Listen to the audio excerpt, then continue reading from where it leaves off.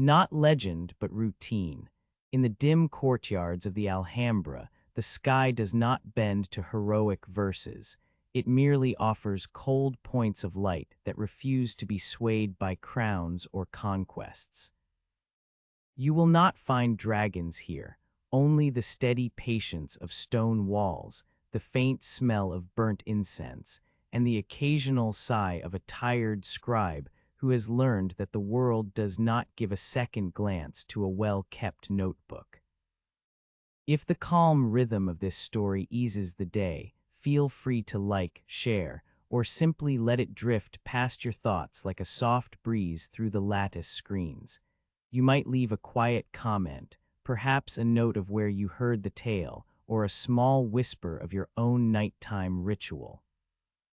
Imagine a faint lamp flickering behind a wooden lattice, the fire's glow stretching thin across parchment, and your own breath matching the slow, measured ticking of a celestial clock as we step together into the story. You settle onto the low stone bench that has lain, worn smooth by generations of feet, beneath the vaulted arches of the Hall of the Ambassadors.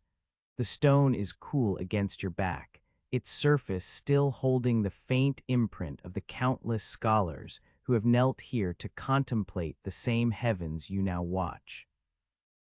A thin veil of summer heat lingers in the air, already tinged with the metallic promise of rain that will soon drench the terracotta roofs of Granada. The scent is a mixture of sun-baked earth, distant citrus groves, and the faint, sweet perfume of jasmine that clings to the stone walls like a memory.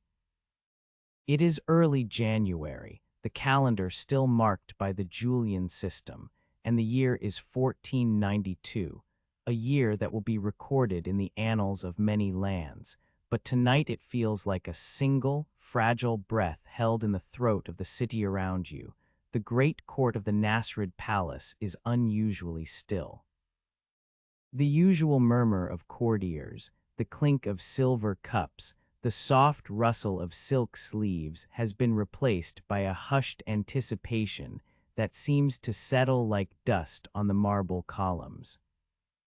It is not reverence for the stars that has quieted the room, but a weary, collective awareness that tomorrow the weight of foreign banners will be measured not in degrees of latitude, but in the weight of iron and cloth. The banners of Ferdinand and Isabella, though still folded away, loom in the minds of those present like unseen specters, their crests promising a new order that will redraw the map of this peninsula. You lift your gaze to the sky beyond the latticework screens, where the first winter stars begin to prick the darkness. They appear as cold, indifferent points of light, each one a reminder that the cosmos has continued its slow, unhurried dance long before any human treaty was signed, and will continue long after the ink on the surrender document dries. The constellations you recognize, Orion's belt, the faint curve of the Little Dipper, are the same patterns that guided caravans across the Sahara, that marked the seasons for the olive harvest, that whispered to poets of love and loss. Tonight, however, they feel like the final verses of a poem you never intended to finish, each star a syllable that hangs in the night air, waiting for a reader who may never return. You inhale the cool night, feeling the stone beneath you pulse slowly, as if the very walls are breathing in time with your own breath.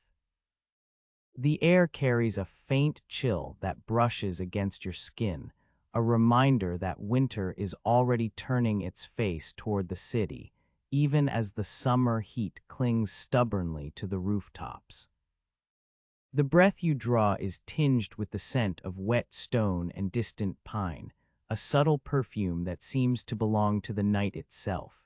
It settles in your lungs, calm and steady, and you feel the quiet that settles over the palace like a soft blanket, muffling the distant sounds of the city below. The Hall of the Ambassadors, with its intricate stucco work and delicate arabesques, seems to hold its own secret rhythm tonight. The patterns on the walls, once vibrant with interlacing vines and geometric motifs, appear softened by the low light, their edges blurred as if the stone itself is sighing. You notice a small crack in one of the plastered panels, a thin line that runs like a vein through the decorative surface. It is a reminder that even the most meticulously crafted beauty bears the marks of time, an irony not lost on you as you contemplate the impending surrender. The crack does not diminish the elegance of the design. Rather, it adds a quiet, almost imperceptible note of imperfection that mirrors the city's own fragile state. Distant drumbeat drifts up from the outskirts, a low, measured thump that seems out of sync with the gentle ticking of your own heart. The Christian drums, a metronome of an approaching change, echo faintly against the stone, their rhythm a reminder that the world beyond these walls is already moving toward a different cadence. Yet the sound is muffled, as if the palace itself is trying to keep the drums at bay, to preserve a moment of stillness before the inevitable storm. You allow the faint resonance to blend with the soft rustle of leaves in the courtyard garden, where orange trees stand in quiet rows, their blossoms a pale, ghostly white against the darkening sky. Your thoughts wander to Mohammed Xii, known to his friends as Boabdil, the last ruler of the Nasrid dynasty. He has just signed the surrender that will hand Granada to the Catholic monarchs. In the quiet of the hall, you can almost hear the faint scrape of his quill on parchment, the weight of each stroke as it seals the fate of a kingdom that has stood for centuries atop these very stones. The surrender is a document of paper and ink, yet its impact will be felt in the stone arches, in the tiled courtyards, in the very breath of the city's inhabitants. You wonder how many future generations will read about this night, about the stars that shone indifferent above a city on the brink, and imagine the same sky over a different language, a different flag, a different prayer. A subtle irony settles in your mind as you consider the stars' indifference. The same celestial bodies that have guided sailors across the Mediterranean, that have marked the timing of prayers, that have inspired poets to write of love and loss, now bear silent witness to a political transaction. The constellations do not care whether a ruler signs a treaty or a farmer plants a seed. They continue their slow, unhurried march across the heavens, unperturbed by the rise and fall of empires. This thought brings a faint smile to your lips, a quiet acknowledgement that the universe operates on a scale far beyond the concerns of any single human life. You shift slightly on the bench, feeling the stone's surface cool further as the night deepens. The arches above you cast long shadows that stretch across the floor like dark fingers, reaching toward the center of the hall where a solitary candle flickers, its flame a small, wavering heart of light. The candle's glow catches on the polished brass of a nearby astrolabe, its rings reflecting the fire in a soft, golden halo. The instrument, a legacy of Al-Faragh's 9th-century treatises, sits idle for now, its purpose momentarily set aside as the court contemplates the surrender. Yet even in its stillness, it seems to echo the same steady rhythm as the stars above, a reminder that knowledge and observation persist even when political tides shift. A soft rustle of fabric reaches your ears as a servant passes by, her steps muffled by the thick rugs that line the floor. She carries a small tray with a cup of warm water and a slice of flatbread, the bread still warm from the kitchen, its crust slightly crisp, its interior soft and fragrant with a hint of olive oil. The simple offering feels oddly comforting, a small act of hospitality that persists despite the looming uncertainty. You take the cup, feeling the gentle heat of the water against your palm, and sip slowly, allowing the warmth to spread through your chest. The taste of the bread, modest and unadorned, reminds you of countless mornings spent in the same courtyard, of meals shared under the same arches, of a continuity that outlasts any single reign. The night sky deepens, the stars growing brighter as the city's lights dim. A faint, distant call to prayer drifts up from a nearby minaret, its melodic cadence rising and falling like a gentle wave. The call is not a plea for victory, but a quiet affirmation of faith, a reminder that the rhythm of devotion continues even as the political landscape shifts. You listen to the words, their syllables rolling over the stone, and feel a sense of solidarity with those who have stood here before you, who have whispered the same prayers under the same heavens. You close your eyes for a moment, letting the sounds of the hall, the distant drums, the call to prayer, and the soft crackle of the candle mingle into a single, low hum.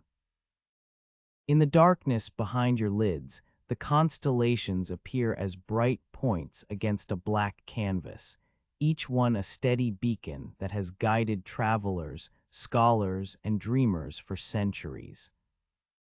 The hum of the universe seems to echo within you, a low, steady lullaby that steadies the breath and steadies the heart.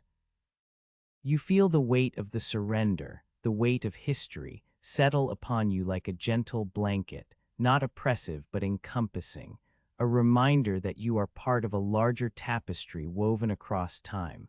When you open your eyes again, the candle's flame has steadied, its light now a soft, unwavering glow that illuminates the stone bench and the arches above. The night is simple, stripped of the pomp and ceremony that usually fills these halls, and that simplicity feels oddly comforting. It is as if the world has paused, holding its breath, allowing you a moment to simply be, to sit, to observe, to breathe.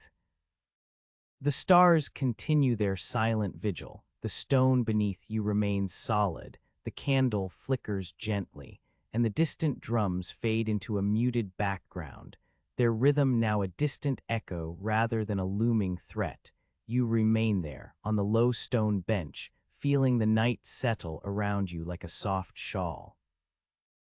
The surrender has been signed, the future uncertain, yet the present moment holds a quiet promise that even as banners change and walls are repainted, the sky will remain, the stones will endure, and the simple act of sitting beneath an arch, breathing in the cool night air, will continue to offer a refuge for the weary heart. In this stillness, you find a calm that steadies the mind, a gentle acceptance that the world will turn, and that you, like the stars, you sit on the low stone bench beneath the vaulted arches of the Hall of the Ambassadors, the night already thick with the promise of rain that will later soak the terracotta tiles of Granada's roofs. The air is cool, the kind of January chill that makes the breath linger a moment before it disappears into the darkness.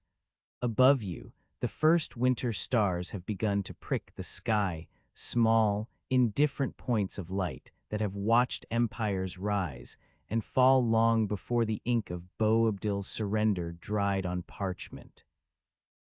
The great court has fallen into a hushed stillness, not out of reverence for the heavens, but out of a weary anticipation that tomorrow will be measured not in the degrees of latitude that your instruments have long charted, but in the weight of foreign banners that will soon drape the walls of the Alhambra hand rests, almost instinctively, on the brass astrolabe that lies across your lap. Its circular face is a map of the cosmos, a lattice of engraved circles and engraved Arabic numerals that have guided travelers across deserts and seas for centuries. The metal is warm from the lingering heat of the day, yet now it feels cool against the skin, as if the instrument itself is aware of the night's approach. The rings have been worn smooth, where countless fingers have traced the paths of the planets, each turn a quiet conversation between scholar and sky. You can feel the faint indentations where your own thumb once rested, a subtle reminder that the same motions have been repeated by many before you, each one hoping to capture a fragment of the infinite. Beside the astrolabe rests a copper quadrant, its flat edge nicked near the rim. The nick is a small scar, the result of a child's careless game of marbles many years ago, when the courtyard was a place of laughter rather than the solemnity that now settles over it. The copper has taken on a patina, a greenish hue that softens its harshness, and the instrument's sighting vanes are still sharp enough to align with the faint glow of distant stars. You lift the quadrant, feeling the weight of the metal shift in your palm, and notice how the light from a distant lantern catches on its edge, casting a brief, trembling reflection on the stone floor. The reflection is fleeting, like the moments of certainty you cling to in these uncertain times. The quill jar on the bench has thickened ink, a viscous black that clings to the feathered tip as if reluctant to be set free. The jar itself is a simple earthenware vessel, its glaze cracked in places, the cracks forming a network that resembles the veins of a leaf.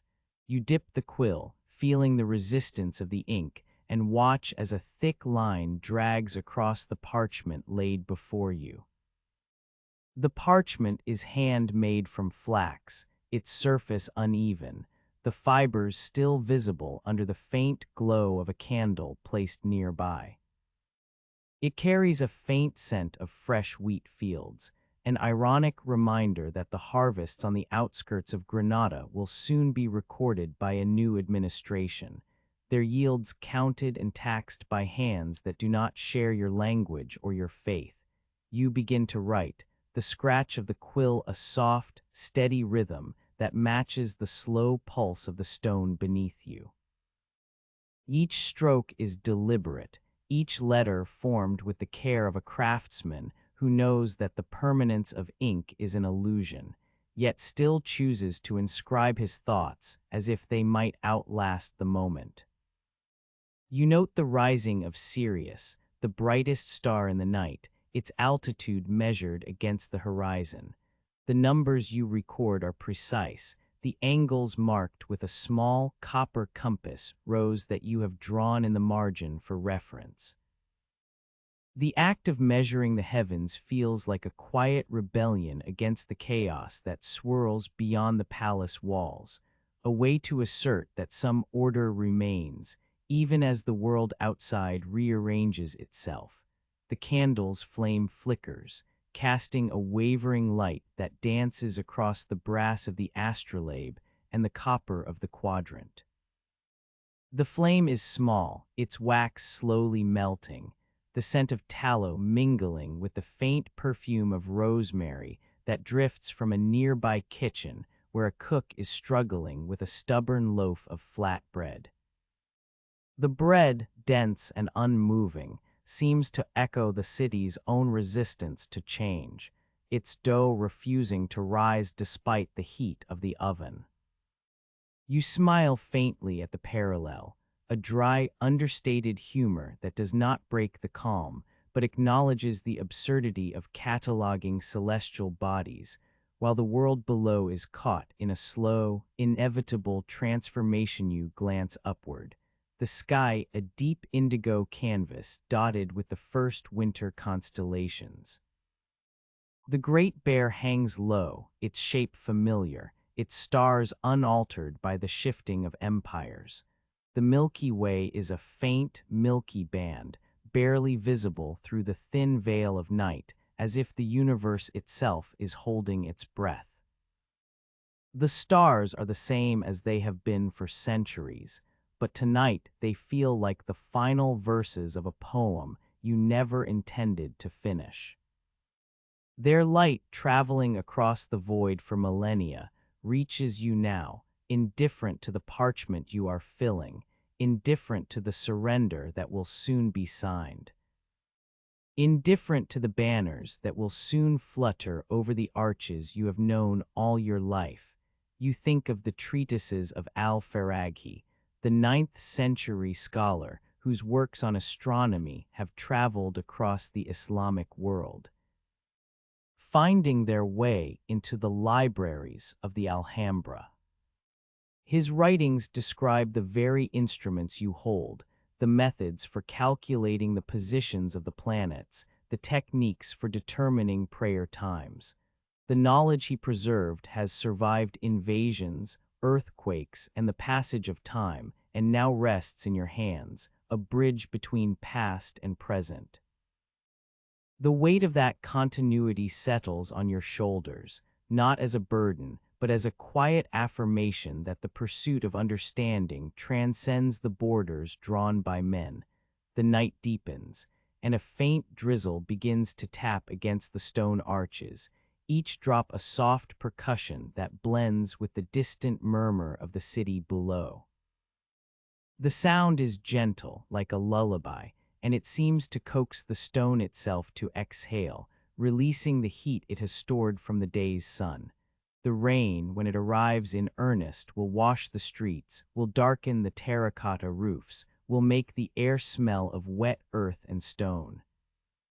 It will also cleanse the city of dust, perhaps washing away some of the tension that hangs in the air like a heavy curtain.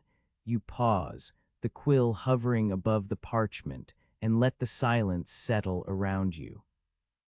The courtyard is empty save for the faint rustle of a tapestry hanging in a distant alcove, its colors dulled by time, its patterns of interlaced arabesques a reminder of the artistry that once flourished here. The tapestry's threads, like the lines you draw on the parchment, are fragile yet enduring, each one contributing to a larger picture that only becomes clear when viewed from a distance. Your thoughts drift to the future, to the day when the Christian banners will be raised over the Alhambra's towers, to the moment when the scholars of the Jewish quarter will be forced to choose between conversion and exile, to the inevitable loss of the multilingual tapestry that has made Granada a crossroads of cultures. Yet in this moment you are anchored to the present by the tactile reality of the tools before you, the brass astrolabe, the copper quadrant, the thick ink, the rough parchment. They are objects that demand attention, that require a steady hand, that reward patience.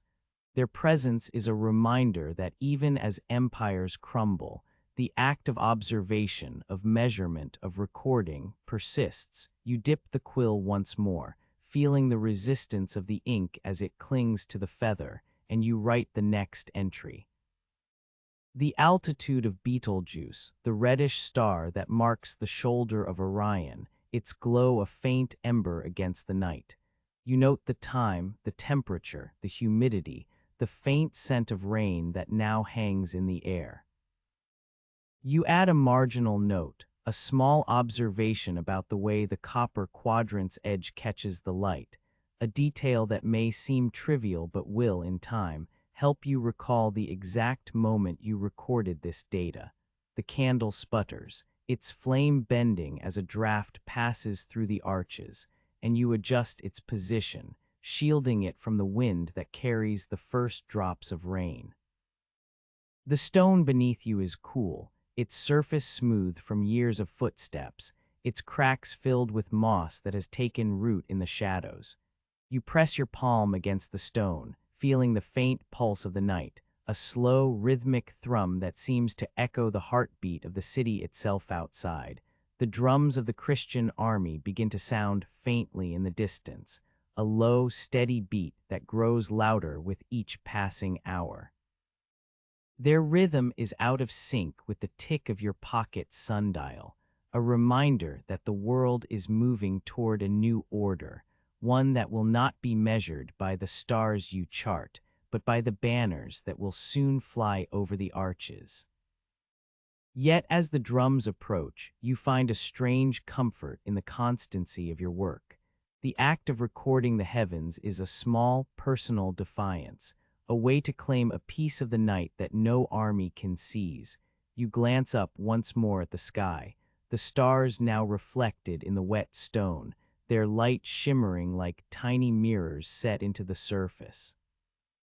The meteor that will later blaze across the western sky is not yet visible, but the anticipation of its fleeting brilliance already lingers in the back of your mind, a promise of transience that mirrors your own uncertain future. The night feels both expansive and intimate, a vast dome under which your thoughts settle like dust on ancient marble. The rain begins in earnest, a soft patter that turns into a steady drumming on the stone arches, each drop a tiny percussion that blends with the distant drums of the approaching army. The sound is soothing, a natural rhythm that seems to lull the world into a gentle sleep. You watch as the water runs down the carved stone, tracing the intricate patterns of calligraphy that adorn the walls, the letters darkening as they become wet, the ink bleeding slightly into the stone's pores. The calligraphy, like your own notes, is a record of a language that may soon be silenced, yet its beauty remains, etched into the very fabric of the palace. You set the quill down, its tip still dripping with ink, and you let the parchment rest on the stone bench, the words you have written catching the faint glow of the candle and the reflected light of the rain. The brass astrolabe lies beside it, its circles catching droplets that cling like tiny beads, each one catching a fragment of starlight before sliding down its surface.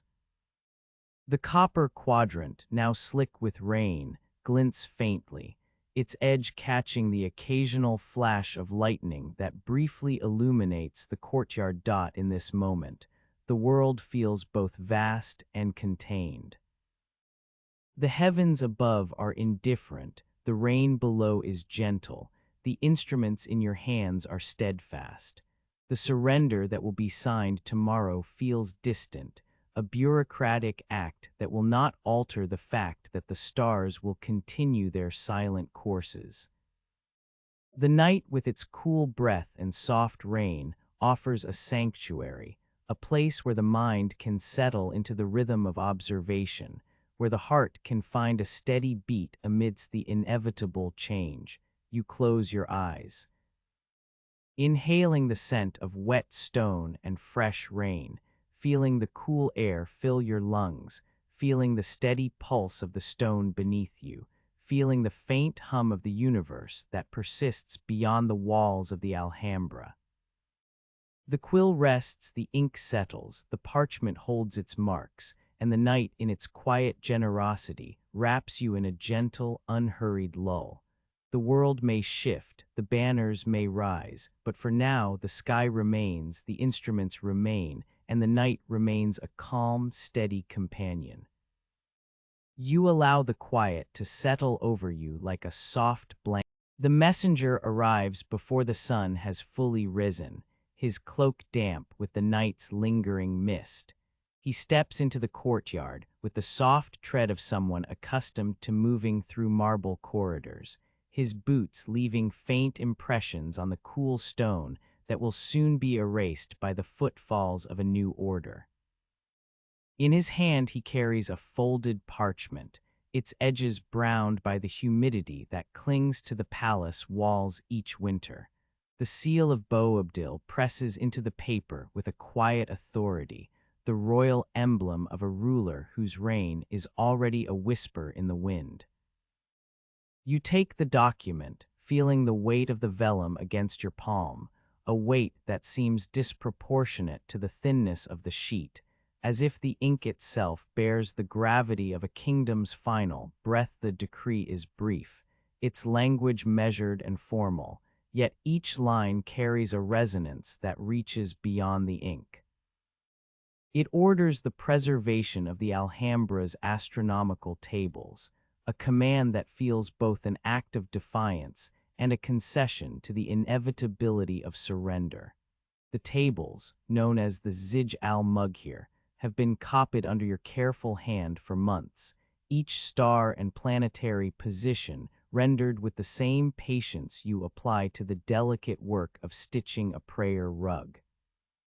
The parchment mentions the tables by name, as if naming them could anchor them against the tide of change that will soon flood the city's streets. You notice the faint scent of the parchment, an aroma of dried reeds, and the faintest hint of the olive oil used to seal the edges, an aroma that reminds you of the market stalls where merchants once bartered spices and dates. Now quiet under the looming shadow of a new regime, your colleagues gather around the small wooden table where the decree lies, their faces illuminated by the thin light that filters through the latticework screens. The scholars from the Jewish quarter sit close, their eyes reflecting a mixture of relief and dread. Relief, because the decree acknowledges the value of their work, a rare acknowledgement in a world where knowledge is often a casualty of conquest. Dread, because the same year that this parchment is signed will also bring the Alhambra decree, the edict that will force their families to choose between conversion and exile. Their nervous chuckle is a thin veil over a deeper anxiety, a sound that trembles like a candle flame in a draught. You can hear the faint rustle of their robes, the soft swish of linen as they shift, each movement a reminder that even the most learned among them are bound to the same earthly concerns that grip the rest of the city. You fold the decree carefully, aligning its edges with the precision you use when aligning the stars on your charts. The act feels ceremonial, as if the folding itself could preserve the intent of the document against the erosion of time. The paper yields with a soft sigh, a sound that blends with the distant call to prayer echoing from the minaret, a call that has persisted through centuries of dynasties and now seems to linger in a moment of transition. You place the folded decree between the pages of your own notes, a thin barrier that separates the official word from the personal reflections you have recorded about each celestial body. The juxtaposition feels absurdly domestic, like tucking a recipe for a stew into a ledger of tax receipts, yet there is a quiet dignity in the gesture, a belief that the act of recording can, in its own modest way, resist the erasure that politics often brings. The courtyard around you is alive with the muted sounds of a city on the brink. A distant drumbeat, faint and irregular, rolls from the outskirts where Christian forces are assembling, its rhythm out of sync with the measured tick of the pocket sundial you keep tucked in your belt. The wind carries the scent of rosemary and cumin from a nearby kitchen, mingling with the faint perfume of incense that still lingers from the evening prayers. A servant passes by, balancing a tray of flatbread that has not yet risen, its surface stubbornly dense, as if the dough itself senses the heaviness of the moment. You watch the bread, its crust still pale, and think of the countless meals that have been shared under these arches, meals that have sustained scholars, soldiers, and servants alike. The irony is not lost on you. The same stale loaf that has fed generations now sits on a tray offered as a modest farewell, a reminder that even in departure, the familiar comforts of home cling to the edges of change. You return to your desk, the wood worn smooth by years of ink-stained hands, and spread the decree open beside the Zij al-Mughir.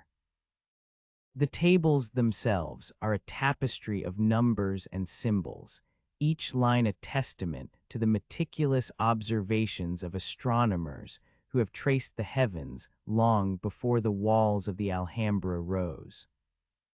You trace the familiar curves of the ecliptic with a fingertip, feeling the faint ridges left by countless previous scholars.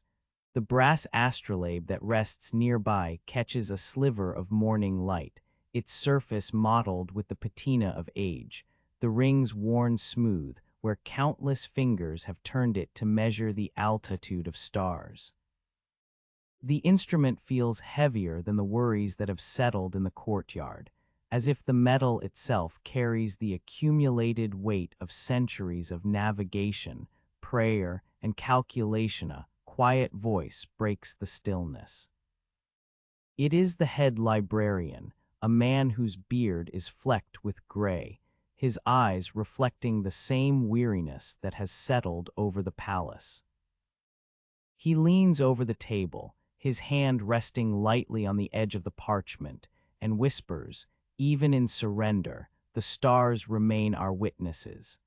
His words are delivered with a dry humor that barely lifts the corners of his mouth, an irony that the very act of preserving these tables is itself an act of resistance against the forces that seek to rewrite history. You smile faintly, acknowledging the subtle truth in his observation. The stars have indeed watched empires rise and fall, their indifferent light a constant that outlasts the fleeting banners of conquerors. You consider the future of the tables, the possibility that they might be hidden away in a cellar, wrapped in oilcloth to protect them from damp, or perhaps taken to a distant library where they could be studied by scholars who have yet to be born. The thought of the tables being lost to time feels like a small death, a quiet extinguishing of a flame that has burned for generations. Yet the decree, with its official seal, offers a sliver of hope that the tables will be kept, that the knowledge they contain will survive the transition from Moorish to Christian rule. The hope is fragile, like the thin crust of the bread you observed earlier, but it is nonetheless present, a quiet ember that refuses to be snuffed out.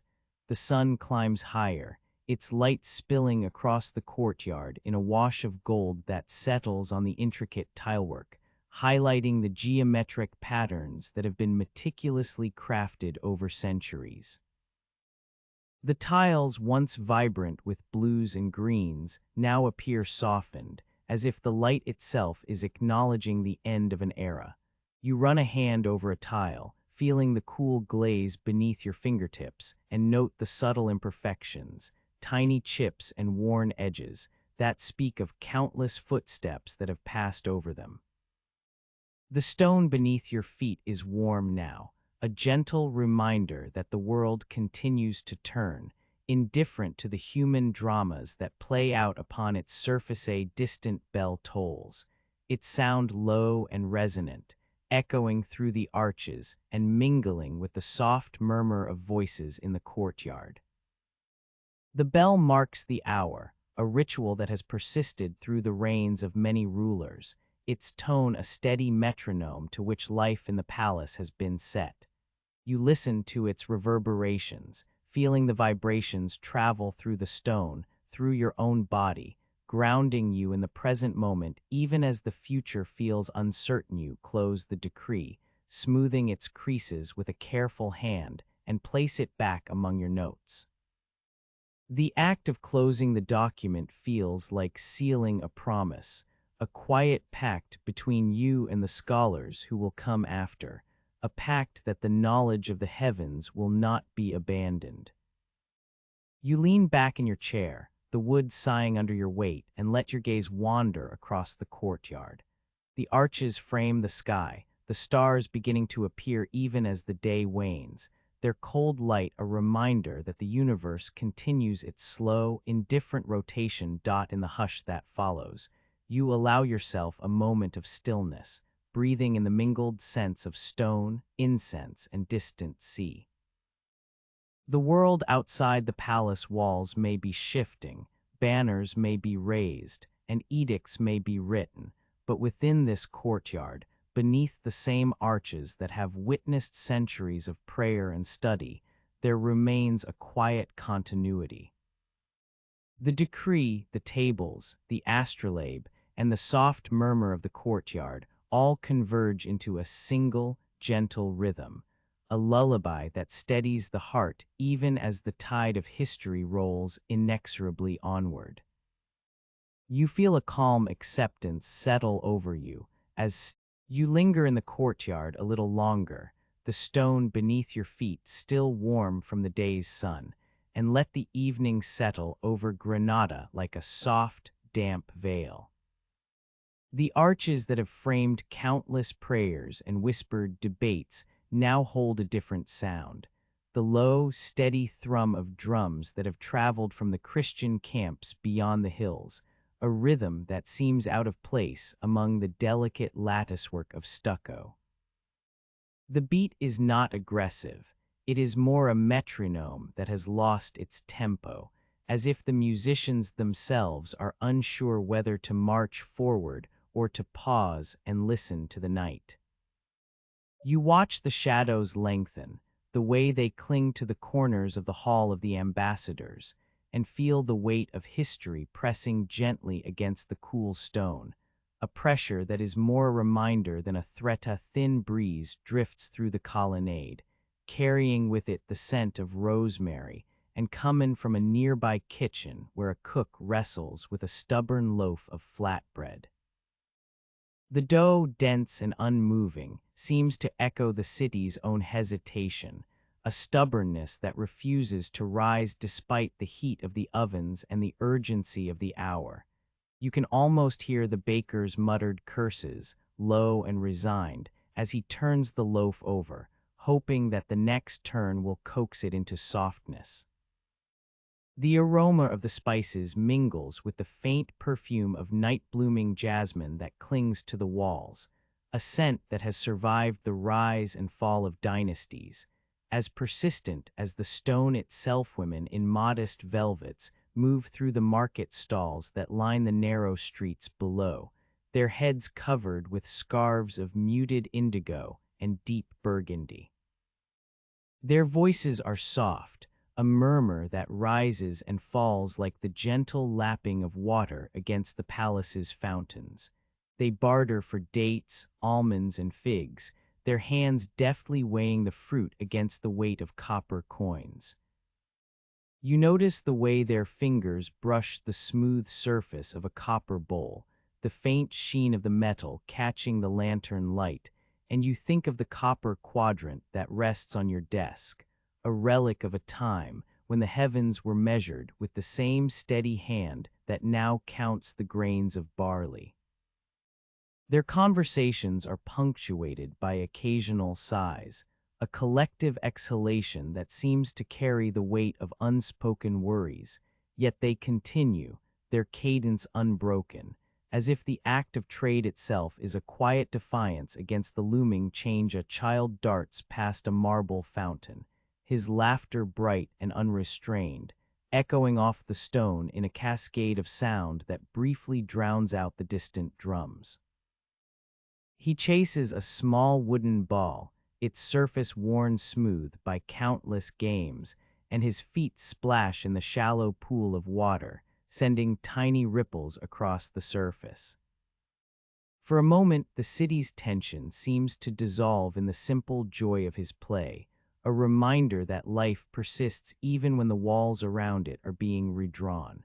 You watch the child's shadow stretch across the mosaic tiles, the intricate geometric patterns now dulled by the dust of time, and you feel a faint smile tug at the corner of your mouth. The patterns, once vibrant with blues and golds, have faded, but their symmetry remains, a silent testament to the order that once governed both stone and sky. The mosaics themselves, laid centuries ago by artisans who understood the language of geometry as fluently as they understood the language of the Quran, now appear muted under the amber glow of lanterns. The tiles, each a tiny piece of glass and stone, catch the light in a way that makes the floor seem to breathe.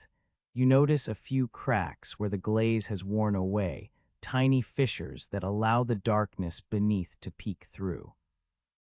It is as if the very floor remembers the weight of the footsteps that have passed over it, pilgrims, scholars, soldiers, and now, perhaps, the boots of a new order. The subtle irony is not lost on you. The same ground that once bore the weight of a proud Nasrid court now supports the quiet shuffle of a city in transition, each step a soft percussion that blends with the distant drumsay merchant stalls his wares near the entrance of the courtyard, a low wooden table covered with a faded cloth. He offers copperware, brass candlesticks, and small brass astrolabes that resemble yours in shape but lack the wear of countless observations. He smiles politely, his eyes flickering with a mixture of hope and apprehension. You exchange a few words with him, his voice low, his accent a blend of Arabic and the lingering Castilian of his ancestors. He mentions that his son is to be married soon, a union that will bind his family to a Christian household, a practical arrangement that will ensure his trade survives the coming changes. The practicality of his plan feels both pragmatic and a little tragic, as if the very act of securing a future requires a quiet surrender of identity. You nod, understanding that survival often demands such compromises, and you feel the familiar weight of your own astrolabe in your satchel, a reminder that the heavens have always required adaptation. The courtyard's fountain, a marble masterpiece that once sang with the sound of water flowing over carved lions, now drips lazily, the water moving in a slow, deliberate rhythm. The sound is soothing, a gentle percussion that seems to echo the heartbeat of the city itself. You sit on the low stone bench you have come to know so well, the stone cool against your skin, and let the water's murmur wash over your thoughts. The air is thick with the scent of wet stone and the faint tang of iron from the nearby armory, a reminder that the tools of war are never far from the tools of scholarship. You close your eyes for a moment, breathing in the night's coolness, feeling the stone's pulse against your back, and you sense the city's collective breath, a slow, measured inhalation that holds both fear and anticipation. A distant bell tolls from the minaret of the great mosque, its tone low and resonant, a sound that has called the faithful to prayer for generations. The bell's vibration travels through the stone, through the arches, and reaches you even as the drums continue their uneven cadence. The two sounds, bell and drum, intertwine, creating a strange harmony that is neither wholly Islamic nor wholly Christian, but a liminal chord that belongs to this moment of transition. You think of the prayers you have whispered in the quiet of the night, the verses that have guided you through countless celestial calculations, and you wonder whether the heavens will hear this new, blended chorus. The thought is both comforting and unsettling, a reminder that faith, like the stars, can be both constant and mutable. A group of scholars gathers near the library's entrance, their heads bent over scrolls and manuscripts. Their faces are illuminated by the soft glow of oil lamps, the flame flickering and casting dancing shadows on the parchment. You recognize a few of them, young men from the Jewish quarter, their eyes bright with curiosity, their hands steady as they trace the inked lines of the Zij al-Mughir. Their presence feels like a quiet act of resistance, a determination to preserve knowledge even as the political winds threaten to sweep it away. They exchange hushed words about the upcoming Alhambra decree, the edict that will force many of them to choose between conversion and exile. Their whispers carry a thin thread of irony. The very tables they copy, the very knowledge they safeguard, are being protected by a decree that also threatens to erase their existence.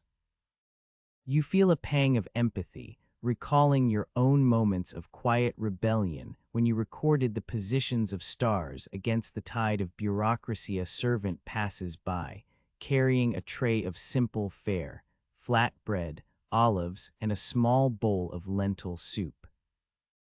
The soup is thin, the lentils few and firm, each bite a reminder of the city's resilience in the face of scarcity. The servant's eyes meet yours briefly, a flicker of understanding passing between you.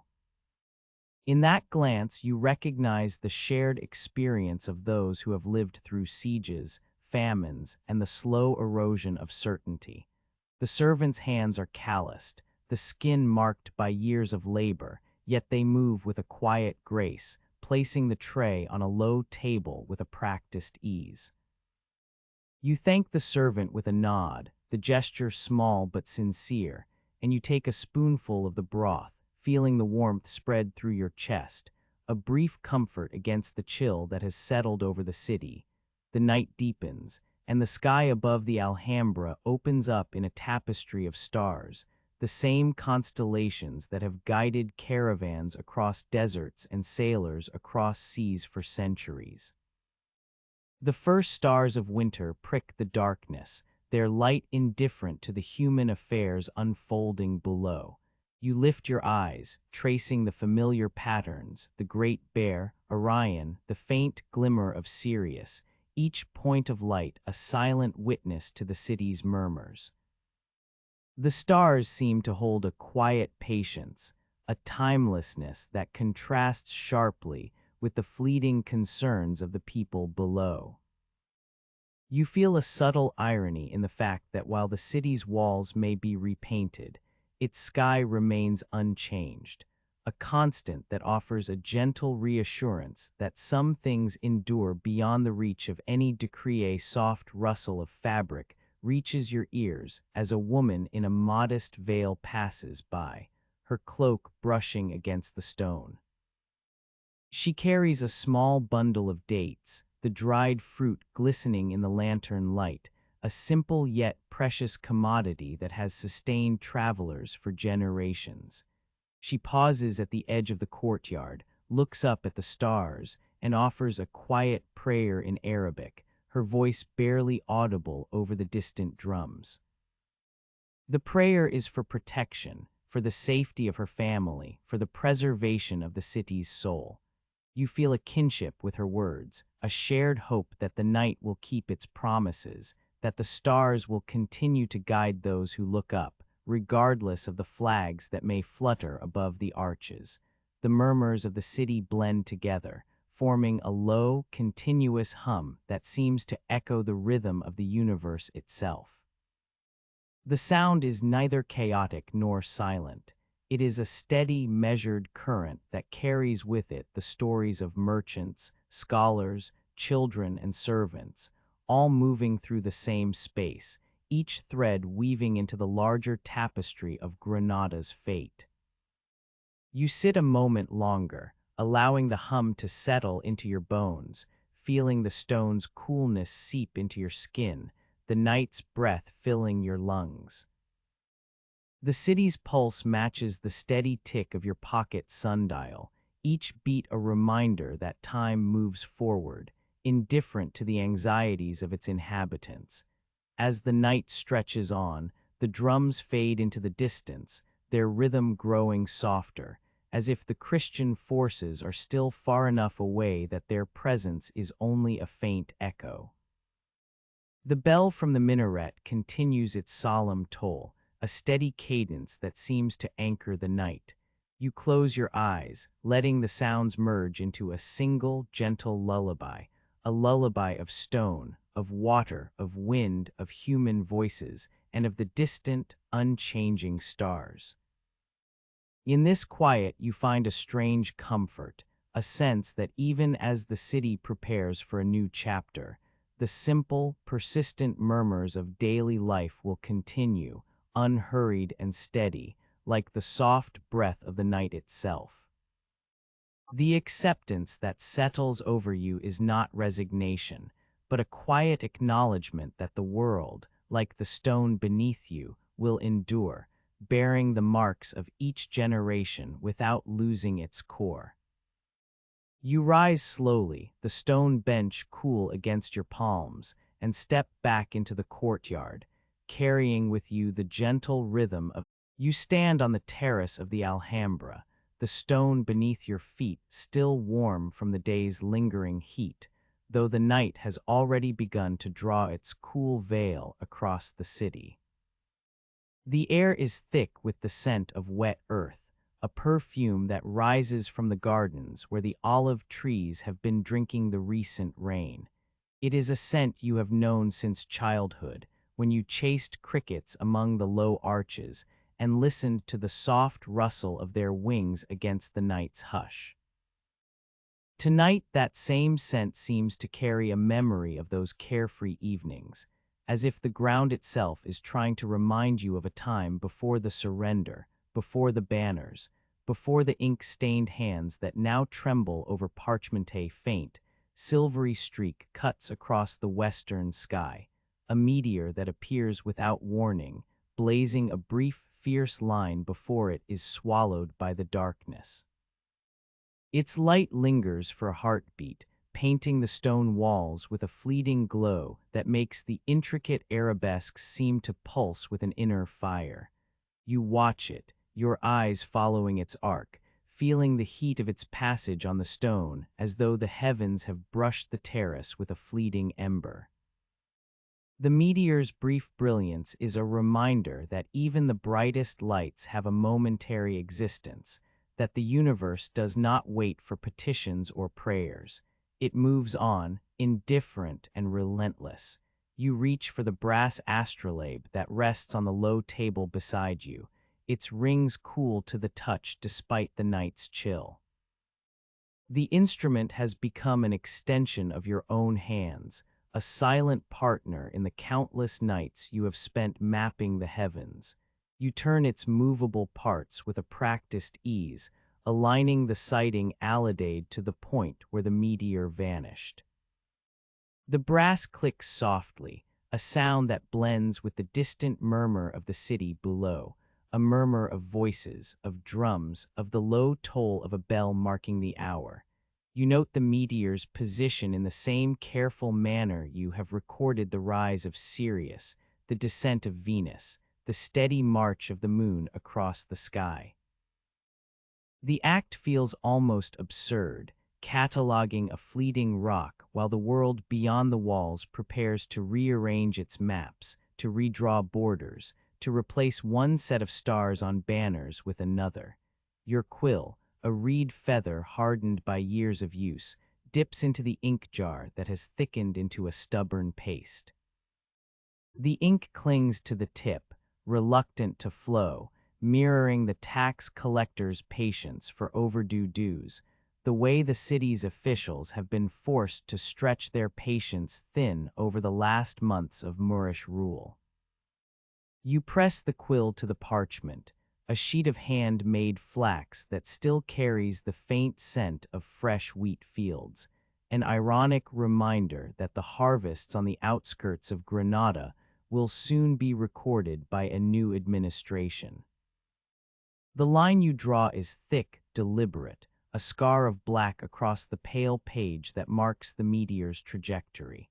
You write the date in the margin, the year 1492, the day still early in January, the night still young, the world still uncertain. A soft chant rises from somewhere deeper within the palace, a prayer in Andalusi Arabic that drifts up the stone steps like a thin veil of incense.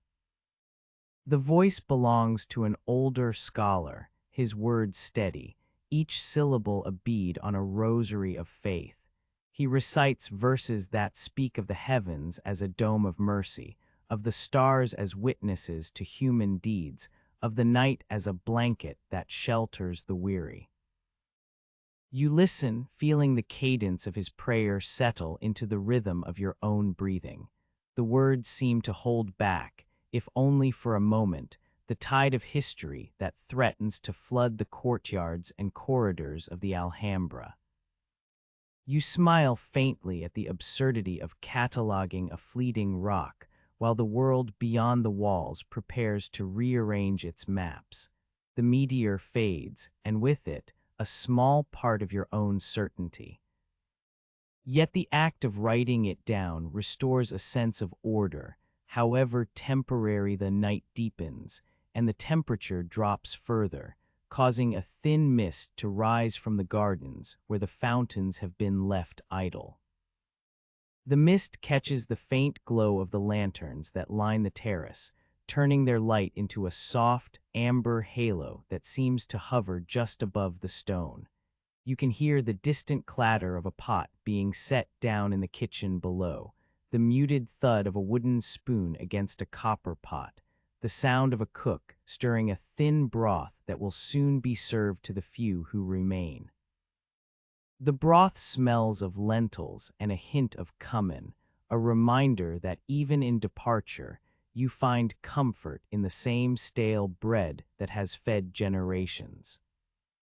The bread, a simple flat loaf, sits on a wooden board, its crust hard and cracked, its interior stubbornly dense, refusing to soften. Much like the city's spirit under the weight of inevitability, you pause, allowing the quiet of the night to settle around you like a soft blanket. The stars above are unchanged, a silent audience to your quiet exodus. They glitter with the same indifferent light that has guided caravans across the Sahara, that has marked the seasons for farmers in the fields, that has been used by scholars to calculate the prayers of the day. Their constancy feels both a comfort and a melancholy, a reminder that while empires rise and fall, the heavens remain indifferent to the ambitions of men. You think of the meteor's brief blaze, of its sudden appearance and its swift disappearance, and you wonder how many such moments have punctuated the long history of this place, moments of brilliance that flicker and fade, leaving only the steady glow of the stars behind. Your hand moves again, this time to the copper quadrant that lies beside the astrolabe. Its edge is nicked, a small scar from a child's careless game of marbles years ago, a reminder that even the tools of serious study have been touched by the innocent hands of youth. You adjust the quadrant, aligning its sighting tube to the same point where the meteor vanished, noting the altitude and the azimuth with a calm precision that has become a ritual, a lullaby you have known since childhood. The act of measuring, of recording, of committing to paper feels like a quiet rebellion against the chaos outside. It is a way to assert that some things can still be known, still be understood, even when the world seems to be unraveling. The ink in your quill jar has thickened further, resisting the flow, demanding a little more pressure, a little more patience. You press harder, feeling the resistance, feeling the slight tug of the feather against the parchment. The line you draw is darker now, a deeper shade of black that seems to absorb the surrounding light. You write a short note beside the meteor's trajectory, a fleeting fire, a reminder of impermanence. The words sit there, small and unassuming, yet they carry the weight of the night's contemplation. You glance at the parchment, at the faint scent of wheat fields, at the faint glow of the lanterns, at the distant chant, at the meteor's vanished trail, and you feel a strange calm settle over you. As if the universe has whispered a soft reassurance that all things, even the most tumultuous, will eventually find their place in the night. A gentle breeze stirs the leaves of a nearby pomegranate tree, its branches swaying just enough to produce a soft rustle that blends with the distant murmur of the city below. The sound is faint, but it carries a rhythm that matches the steady tick of your heart, a rhythm that has kept you alive through years of study, through years of uncertainty, through years of watching empires shift like sand dunes. You close your eyes for a moment, allowing the night sounds to fill your ears, the scent of wet earth to fill your nostrils, the cool stone to support your back. In that stillness, you feel the presence of those who have come before you, scholars, poets, artisans, each of them having looked up at the same stars, each of them having recorded the same constellations, each of them having faced their own fleeting meteors. When you open your eyes again, the meteor is gone, its brief brilliance reduced to a memory that lingers only in the ink on your parchment. The night sky is now a tapestry of countless points of light, each one steady, each one indifferent. You fold the parchment carefully, tucking it into a leather satchel that has seen many journeys, many departures, many returns. The satchel's leather is soft from use, its edges worn, its surface bearing the faint imprint of the many hands that have carried it. You place the satchel beside the astrolabe, the quadrant, the quill, arranging them as if they were a small altar to the night, a modest offering to the heavens that have watched over you. A distant drumbeat fades, replaced by the soft sigh of the night wind as it moves through the arches, through the courtyards, through the empty corridors. The city below continues its preparations. The people below whisper their worries. The flags below await their new colors. Yet up here on this terrace, the world feels contained within the stone walls, within the quiet of the night, within the steady glow of the stars. You take a deep breath, feeling the cool air fill your lungs, feeling the stone's slow, cooling pulse against your back, feeling the weight of the brass astrolabe in your hand, feeling the softness of the parchment beneath your fingertips. The night is simple, and that simplicity is oddly comforting. You linger a moment longer, allowing the night to settle fully around you, letting the quiet after the meteor's streak become a small, gracious breath that fills the space between the past and the uncertain future. In this stillness, you find a gentle peace, a calm acceptance that the universe will continue its endless dance, indifferent to the banners that will soon flutter over the Alhambra's arches, and that your place within it, however small, is marked by the quiet act of recording a fleeting rock against the eternal sky. The night, with its steady stars and its brief meteor, settles into a soft lull, and the first light of the new year slips through the latticework of the Alhambra's windows, a thin veil of pale gold that seems hesitant to touch the stone. It spreads across the courtyard in a slow, measured sweep, as if the sun itself were weighing the decision to rise over a city that has just been handed over to strangers. You sit on the same low bench where you have spent countless nights tracing the heavens, the coolness of the stone still lingering against the small of your back, a reminder that the walls have kept you steady through many seasons. The air carries the faint scent of damp earth, a perfume left behind by the night's rain that fell on the terracotta roofs, soaking the plaster and leaving a subtle, almost metallic tang on the stone.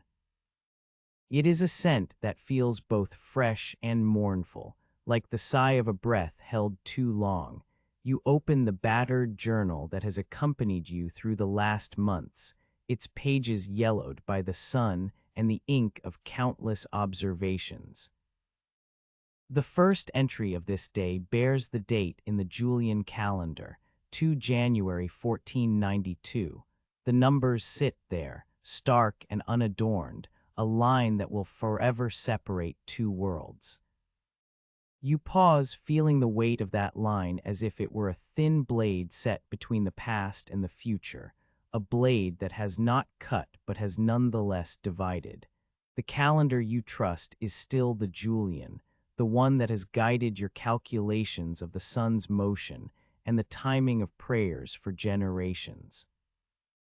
You think of the Gregorian reform, a distant prospect that will not be proposed until the next century, and of how the very measures you rely upon can be reshaped by hands far removed from the stars you chart.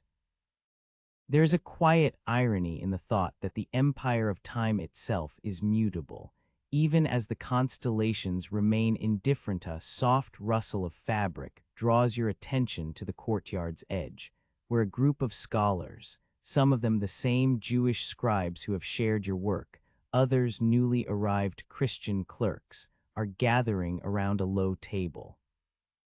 Their cloaks are damp from the night's rain, the wool heavy with water, and the faint sound of their whispered conversation drifts toward you like a low tide.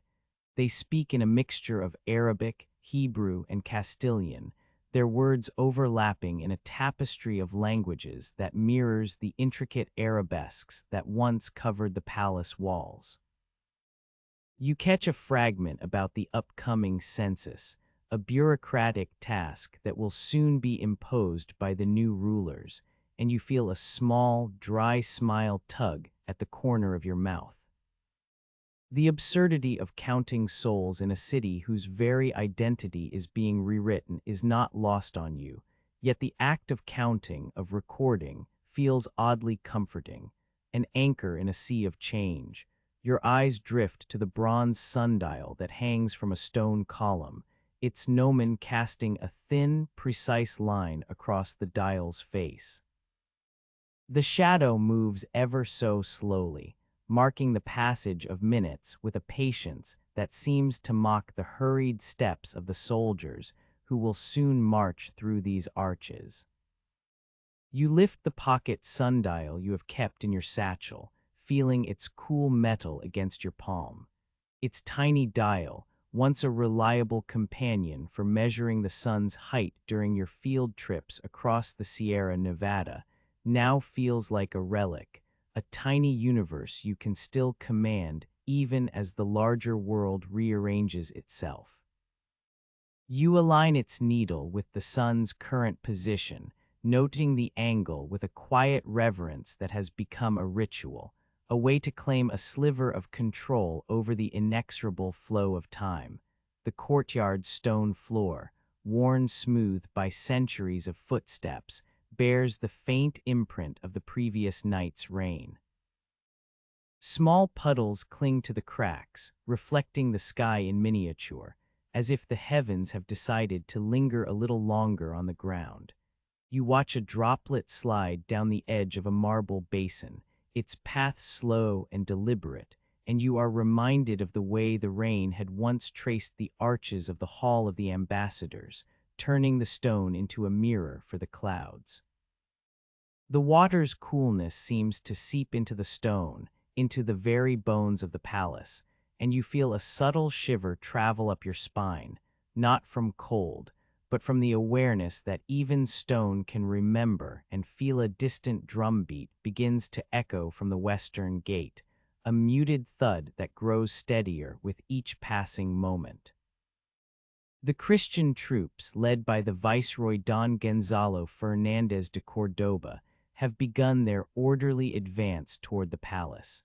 Their armor clinks softly, a metallic lullaby that contrasts with the softer sounds of the courtyard, birds returning to their perches, the rustle of leaves in the olive trees that line the outer walls, the occasional creak of a wooden door opening and closing.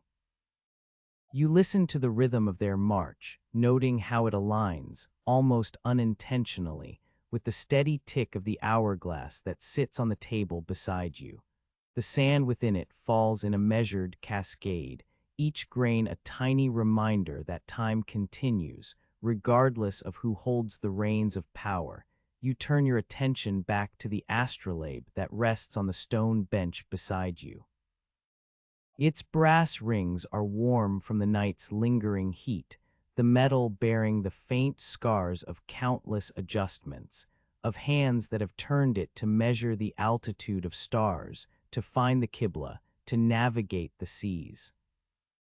You run a fingertip along its edge, feeling the smoothness where the metal has been polished by years of use, and you recall the moment when you first learned to read its markings, a lesson given by an elderly scholar who spoke of the instrument as if it were a living thing, a bridge between the earth and the heavens.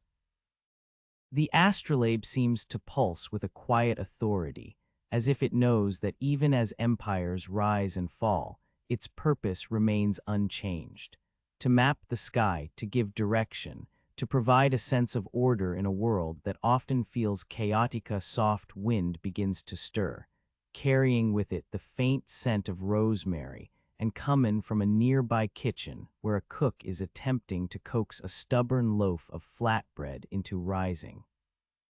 The dough, dense and unyielding, mirrors in a small, almost humorous way the stubbornness of the city itself, resisting change, yet inevitably yielding under pressure. You think of the bread's texture, the way it cracks under the weight of a hand, and you smile at the thought that even the simplest of foods can become a metaphor for the larger tides of history. The cook's sigh, barely audible, drifts across the courtyard, a quiet acknowledgement that the act of creation, whether of bread or of knowledge, requires patience and often a willingness to accept that some things will never rise as hoped. You lift your quill, its feather slightly frayed at the tip, and dip it once more into the ink jar.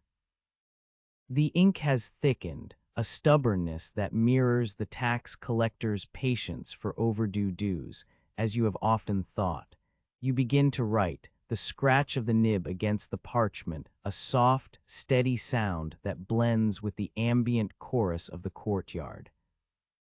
You note the position of the sun, its altitude at this early hour, the angle of its rays as they strike the stone, the way the light catches the edge of the bronze sundial. You record the exact time, measured by the pocket sundial, and the subtle shift in the shadow's length, a small, precise observation that feels like a quiet act of defiance against the larger, uncontrollable forces at play. Your thoughts drift to the Zij al-Mughir, the astronomical tables you have been copying for months, a testament to the scholarly achievements of the Nasrid court. The decree that ordered their preservation arrived just yesterday, a thin parchment bearing Boabdil's seal, a final gesture of pride in a culture that is about to be subsumed. You wonder how these tables will be received by the new administration, whether they will be studied, ignored, or perhaps repurposed for navigation under a different flag. The idea that knowledge can survive even as the hands that created it are forced to flee is both comforting and unsettling, a reminder that the written word can outlast the empire that birthed it, yet also that it can be co-opted, altered, or erased. A distant call to prayer rises from the minaret, its melodic cadence traveling across the courtyard, threading through the stone arches like a thin line of silver. The call is soft, almost melancholic, as if the muezzin senses the weight of the moment and chooses to sing with a gentle restraint. You listen, feeling the vibration in your chest, and you are reminded of the countless evenings you have spent under this same sky, aligning your prayers with the movement of the stars, seeking guidance from the heavens. The call seems to ask for patience, for endurance, for a quiet acceptance of what is to come. You close your eyes for a moment, allowing the sound to settle into your bones, to become part of the rhythm of your breathing. The sun climbs higher, its light now more assertive, casting longer shadows across the courtyard. The stone walls, once cool and comforting, begin to warm under its touch, the heat seeping into the cracks and filling the air with a faint, dry warmth. You feel a bead of sweat form at the base of your neck, a small reminder of your own mortality, of the thin skin that separates you from the world's relentless march. Yet even as the heat rises, the coolness of the stone beneath you remains, a steadfast presence that grounds you, that tells you that some things endure beyond the fleeting concerns of men. You glance toward the western gate, where the Christian troops have now formed a line, their banners fluttering in the wind.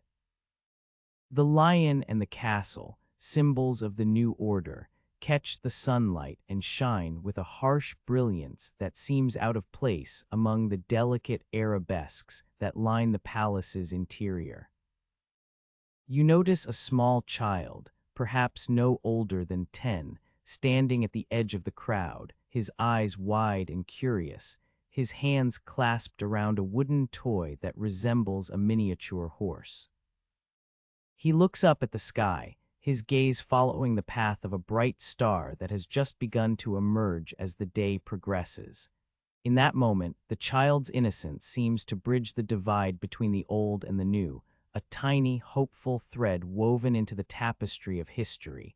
You return your attention to the parchment, the ink flowing smoothly now, as if it, too, has found a rhythm amidst the surrounding turbulence. You write a final note for the day. The sun rises over a city poised between two worlds. The stars remain indifferent, their light unchanged. The words settle onto the page, each letter a small, deliberate act of preservation. You set the quill aside, feeling the weight of the moment settle like a gentle stone in your chest. The act of writing, of recording, has always been a way to anchor yourself, to claim a small piece of continuity in a world that is constantly shifting. You lean back against the stone bench, eyes closed, breathing in the mingled scents of rain-soaked earth, warm stone, distant incense, and the faint trace of the cook's struggling bread. The courtyard around you hums with a low, steady chorus.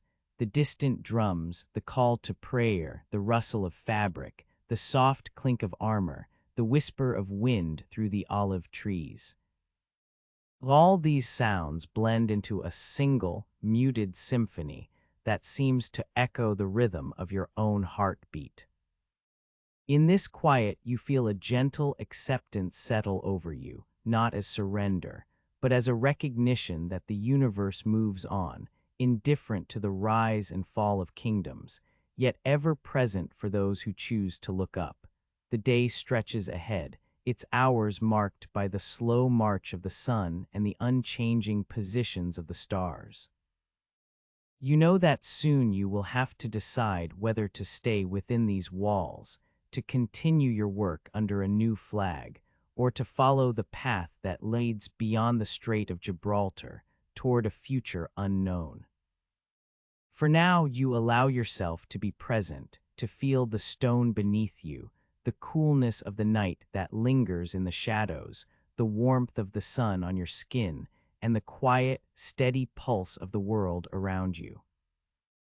The calm that settles over the Alhambra this morning is simple, unadorned, and oddly comforting, a reminder that even in moments of great transition, there can be space for stillness, for breath.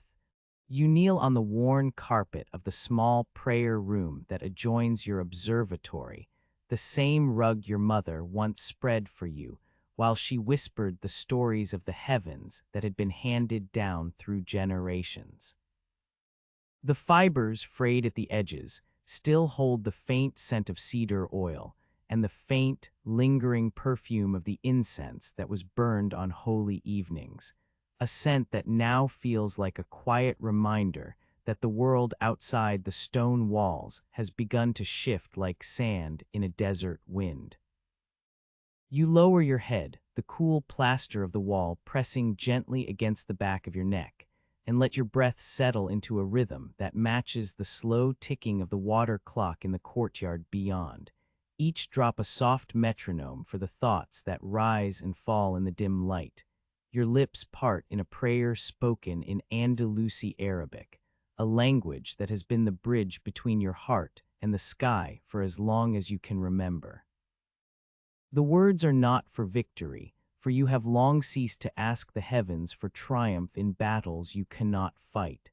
Instead, you ask for the safety of the stars you have charted, for the constellations that have guided caravans across the Sahara, for the scholars who have traced their paths in the dust of ancient libraries, and perhaps most quietly, for the endurance of the quiet moments that have become your refuge. The prayer rolls out, each syllable a soft ripple across the stillness, and you feel the weight of centuries settle on your shoulders, not as a burden but as a familiar cloak that has always been woven from the same threads of night and stone. The room is lit by a single oil lamp, its flame flickering against the plaster, casting wavering shadows that dance across the intricate arabesque tiles that line the walls. The tiles, once bright with the deep blues and emerald greens of a thriving court, now appear muted, as if the light itself has been dimmed by the knowledge that the Alhambra decree, issued earlier this year, has already forced the Jewish families of Granada to choose between conversion and exile. The irony is not lost on you. The same decree that reshapes the city's religious landscape now reaches into the very heart of your own scholarly life, a reminder that the ink of bureaucracy can be as sharp as any sword. You hear faintly the rustle of parchment from a neighboring scholar, a soft susurrus that tells you are not alone in this moment of transition. The scholars around you are also folding their books, tucking away their notes as if they were precious relics that might one day be deemed contraband. Your hand rests lightly on the edge of the prayer mat, the wool fibers worn smooth where countless knees have pressed in devotion. The mat, like the carpet beneath you, bears the imprint of countless prayers, each one a quiet testament to the endurance of faith amid uncertainty. You notice a small, almost imperceptible tear near the corner, a flaw that has gone unnoticed for years, and you smile faintly at the thought that even the most carefully tended objects carry their own histories of wear and neglect. It is a modest, dry irony that the very instrument that once guided caravans across the Sahara now guides you toward an uncertain future across the Strait of Gibraltar, a journey that feels both inevitable and absurd. As if the universe has set a course that you must follow even when the map has been torn, the prayer concludes with a soft sigh, a breath released into the still air, and you feel the cool stone of the wall absorb the last of your exhalation. The lamp's flame steadies, its light now a steady amber glow that seems to hold the room in a gentle embrace.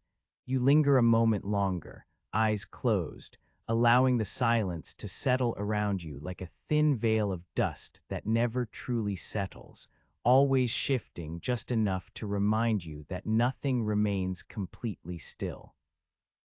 In the quiet, you hear the distant echo of a drumbeat, a faint reminder that the Christian troops are moving through the city, their drums now louder than the call to prayer that has marked each twilight for generations. The sound is a muted percussion, a reminder that the rhythm of the world outside is changing, yet the rhythm within these walls, the pulse of your own heart, remains steady. You rise slowly, the carpet's fibers brushing against your knees, and step toward the narrow doorway that opens onto the courtyard. The night air greets you, cool and scented with the faint perfume of rosemary and the lingering aroma of cumin from a nearby kitchen where a cook is still wrestling with a stubborn loaf of flatbread that refuses to rise. The loaf, dense and unyielding, mirrors the city's spirit under the weight of inevitability, a small, stubborn piece of sustenance that refuses to give up its shape despite the pressure applied to it. You pause for a moment, watching the baker's hands work the dough, and you cannot help but note the quiet absurdity of finding comfort in the same stale bread that has fed generations. even as the city's future is being rewritten on parchment and flag. The courtyard is a mosaic of shadows and light, the moon casting pale silver across the marble fountains that once sang with the laughter of children. The water in the fountains moves lazily, its surface reflecting the constellations above, the same constellations you have spent countless nights mapping with your astrolabe and quadrant. The stars are indifferent to the human paperwork being filed beneath them, their ancient light traveling across centuries to reach your eyes, a reminder that the universe does not pause for petitions or decrees. You glance upward, tracing the familiar patterns of Orion's belt and the bright glimmer of Sirius, the dog star, whose rising you have marked in your journals with a thick line of ink that now feels like a promise you can still keep, even as the world around you unravels. A soft rustle draws your attention to a fellow scholar seated on a stone bench, his quill poised over a fresh sheet of parchment. He looks up, his eyes reflecting the same weary anticipation that you feel, and offers a quiet nod. The gesture is simple, almost imperceptible, yet it carries the weight of shared understanding. That the knowledge you have cultivated, the celestial charts you have copied, are now more fragile than ever, vulnerable to the whims of rulers who see them as trophies rather than tools. You exchange a brief, wordless acknowledgement, an unspoken agreement that the act of preserving these records is itself a form of quiet rebellion, a lullaby you have known since childhood that steadies the heart when the world threatens to roar. You turn back toward the prayer room, the doorway framing the night sky like a painted window. The moon hangs low, a pale crescent that seems to smile faintly at the absurdity of human affairs. Inside, the lamp's flame flickers once more, casting a soft glow on the worn carpet and the prayer mat, on the small wooden shelf that holds a single, well-worn copy of Al-Faragh's treatise on the astrolabe. The book's pages are yellowed, the script delicate, each line a testament to the continuity of knowledge that has survived conquests, fires, and the passage of time.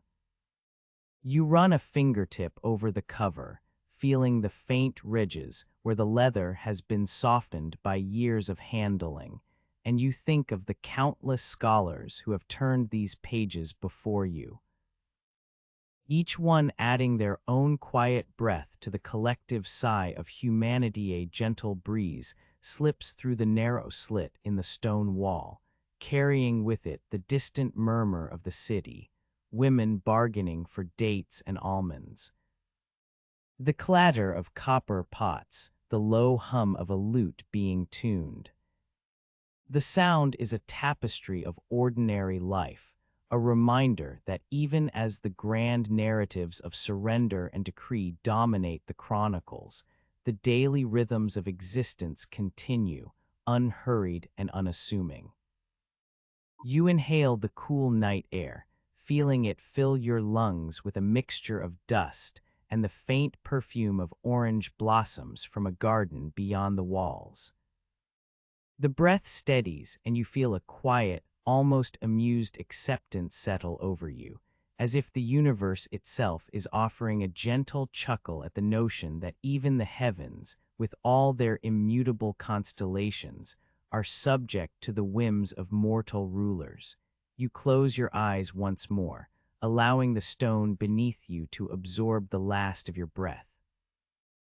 The prayer room, the courtyard, the city beyond, all merge into a single, soft hum, a low and steady lullaby that has accompanied you through years of study, through nights of charting meteors and recording the rise of Sirius, through the quiet certainty that the stars will remain unchanged even as flags are hoisted and banners lowered. In this moment, the prayer you have whispered is not a plea for intervention, but a quiet acknowledgement of the continuity that persists beneath the surface of change. It is a recognition that knowledge, like the night sky, endures beyond the reach of any decree, and that the act of recording, of noting the trajectory of a fleeting meteor, restores a sense of order, however temporary, to a world that is constantly rearranging its maps. When you finally rise, the lamp's flame steadies, the shadows retreat, and the night outside remains indifferent, its constellations unchanged. You gather your tools, a brass astrolabe, its rings worn smooth by countless fingers, a copper quadrant, its edge nicked from a child's careless game of marbles years ago, and tuck them carefully into a leather satchel. The satchel, patched in several places, bears the marks of many journeys, each stitch a small testament to resilience. As you step back into the courtyard, the moonlight catches the brass, sending a brief glint across the stone, a fleeting reminder that even in darkness there can be a flash of light. However small, you pause at the threshold of the prayer room, looking once more at the worn carpet, the prayer mat, the lamp that has kept its flame steady through countless nights. The room feels like a sanctuary, a place where the quiet rhythm of your breath matches the slow, measured tick of the water clock, where the soft rustle of parchment is a lullaby you have known since childhood. You take a final, lingering breath, feeling the cool stone against your back, and you allow a gentle, almost amused acceptance to settle over you. As if the universe itself were offering a quiet smile at the absurdity of cataloging a fleeting rock, while the world beyond the walls prepares to rearrange its maps, with the satchel slung over your shoulder. You turn toward the palace's inner courtyard, the path ahead illuminated by the soft glow of torches that flicker like distant stars. The night settles back into its quiet rhythm, the stars above unchanged, the stone beneath your feet steady, and you step forward, each footfall a soft beat in the lullaby that has carried you through years of study, through the surrender of a kingdom, and now toward an uncertain horizon that, despite its unknowns, feels oddly familiar. The calm that settles over you is not the absence of change, but the presence of a steady, enduring pulse, a pulse that, like the stars, will continue to guide you long after.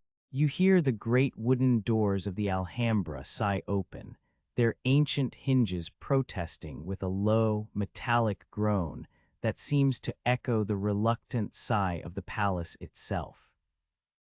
The cadence of Christian drums rolls in from the courtyard beyond, a steady thump that now outweighs the soft murmur of the call to prayer you have heard each twilight. The air carries the faint scent of wet stone, as if the night has already begun to weep for the walls that have held you for so many seasons. You stand still for a heartbeat, feeling the coolness of the stone beneath your feet, the way the night's chill settles into the pores of the marble, and you allow the sound of marching boots to settle into the background, a metronome that will soon mark the rhythm of your own steps away from these arches. Your hands move almost of their own accord, gathering the instruments that have been extensions of your own body for years. The brass astrolabe, its circles dulled by countless rotations of the heavens, rests heavy in your palm, the weight of its metal a quiet reminder that the universe has always demanded a price for its secrets. Beside it, the copper quadrant, its edge nicked by a child's marble long ago, catches a stray glint of torchlight, as if the past is trying to catch your eye one last time. The rolls of parchment, still bound with the thin twine you tied yourself, unfurl with a soft rustle, the fibers of the flax whispering stories of caravans, of scholars, of the very night you watched a meteor blaze across the western sky.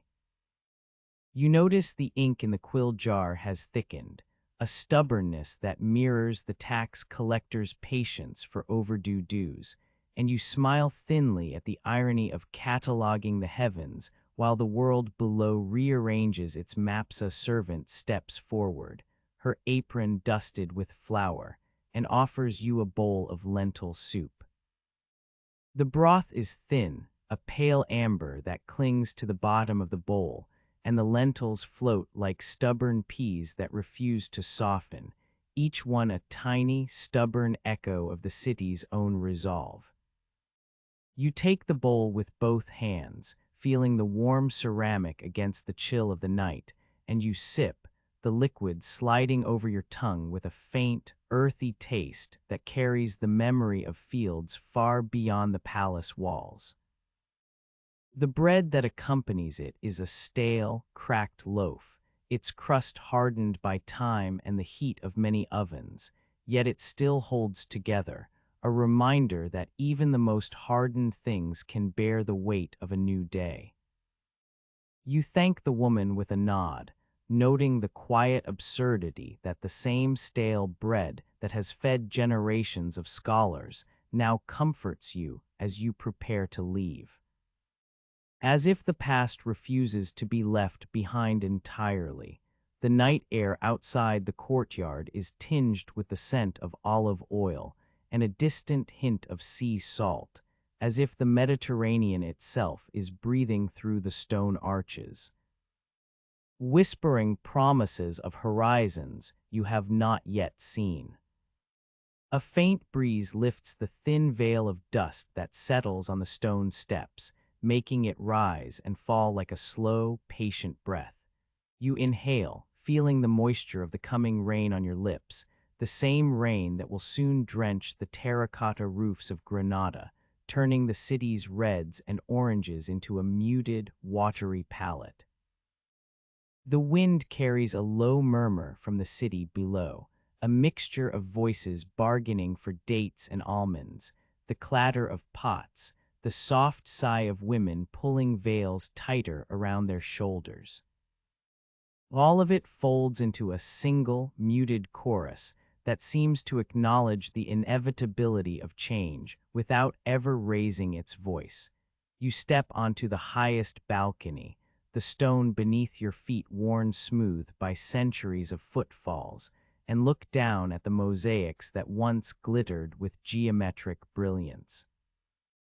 The tiles, now dimmed by the glow of torches carried by soldiers, appear as if they have taken on the hue of ash, each piece still holding its place in the grand pattern even as the colors fade.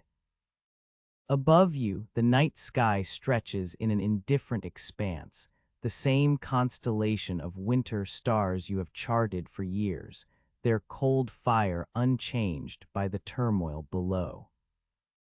The North Star hangs steady, a silent witness to the surrender, the decree, the departure. You feel a quiet irony in the constancy of the heavens. While banners will be painted over the intricate arabesques of the palace walls, the stars will continue to guide travelers, shepherds, and dreamers alike, indifferent to the flags that flutter beneath them. Your footfalls on the stone road echo softly, each step a measured beat that seems to keep time with the lingering drum of the Christian marchers. The stones are cool, their surface uneven where centuries of rain have softened the edges, and they retain the memory of countless travelers who have passed before you, pilgrims, merchants, soldiers, and scholars. The rhythm of your walk is slow, deliberate, as if you are trying to stretch the moment, to let the stone absorb the weight of your departure. The night's darkness wraps around you like a familiar cloak, its folds heavy with the scent of incense that has long since burned out, yet the faint perfume of rosemary and cumin lingers, a reminder of meals shared in the courtyard's shadowed alcoves. You notice the occasional stray cat slipping between the columns, its eyes reflecting the torchlight, and you allow yourself a brief, dry smile at the thought that even the city's smallest inhabitants are making their own quiet exits. Memories of earlier nights drift forward, unbidden but gentle. You recall the night you watched a meteor blaze across the western sky, its silvery streak a fleeting ember that seemed to echo the fleeting nature of power. You remember the careful hand that traced the meteor's trajectory onto a piece of flax parchment, the ink thick and stubborn, the quill scratching a lullaby you have known since childhood. The same quill now rests beside the astrolabe, its feathered tip still poised to record the next observation, even as the world outside rearranges its borders. You think of the decree that ordered the preservation of the Alhambra's astronomical tables, a token of pride that now feels like a fragile paper shield against the tide of conquest. The bureaucracy of the Sultan's last act, the thin smile of the scribes, the nervous chuckle of your Jewish colleagues, each of these moments seems both absurd and solemn, as if the act of writing could somehow delay the inevitable change of the kitchen. The Alhambra decree, issued earlier this year, still hangs in the air like a thin veil over the city's learned minds. You recall the faces of the Jewish scholars from the quarter, their eyes bright with knowledge, yet clouded by the knowledge that their families must choose between conversion or exile. Their laughter, once a soft undercurrent in the courtyard, now feels like a fragile thread stretched thin across a widening chasm. You feel the irony that the very tables you have been copying, tables that guided caravans across deserts, are now being copied for posterity, as if preserving a recipe for an old stew might somehow delay the inevitable change of the kitchen. The parchment you file between your own notes feels both respectful and absurd, a quiet rebellion against the chaos outside, a lullaby you have known since childhood. You glance once more at the horizon, where the first pale light of dawn threatens to break through the night's veil. The sun has not yet risen, but the sky holds a hesitant promise, as if it too is unsure whether to rise over a city that is about to change hands. The thought of crossing the Strait of Gibraltar, of leaving the familiar stone arches for the unknown ports of Morocco, settles in your chest like a soft, steady drumbeat. The future feels both unknown and oddly familiar, as if every traveler has once stood where you now stand, clutching tools of their trade, feeling the weight of history pressing against their shoulders. You wonder how many generations will look back on this night, on the quiet exodus of a scholar who chose the stars over the banners, and how the same constellations will continue to guide them. A quiet prayer rises from within you, unspoken but felt, as you kneel for a moment on the worn carpet that once cradled your mother's bedtime stories of the heavens. The fabric, its threads frayed at the edges, bears the imprint of countless prayers, the soft rustle of its weave a gentle accompaniment to the night's silence. You whisper a few words in Andalusi Arabic, not for victory, but for the safety of the stars you have charted, for the continuity of the knowledge that has survived empires. The words feel weary, as if even your own voice is tired of the endless repetition of history's cycles, yet they also carry a steady, almost amused acceptance that all things, even the heavens, are subject to the whims of rulers.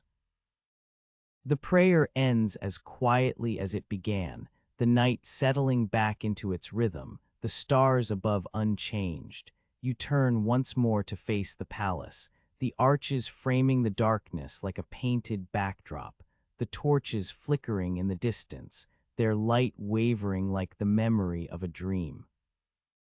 The stone walls, their surfaces cool and steady, seem to hold a breath, as if they are listening to the final notes of a song that has played for centuries.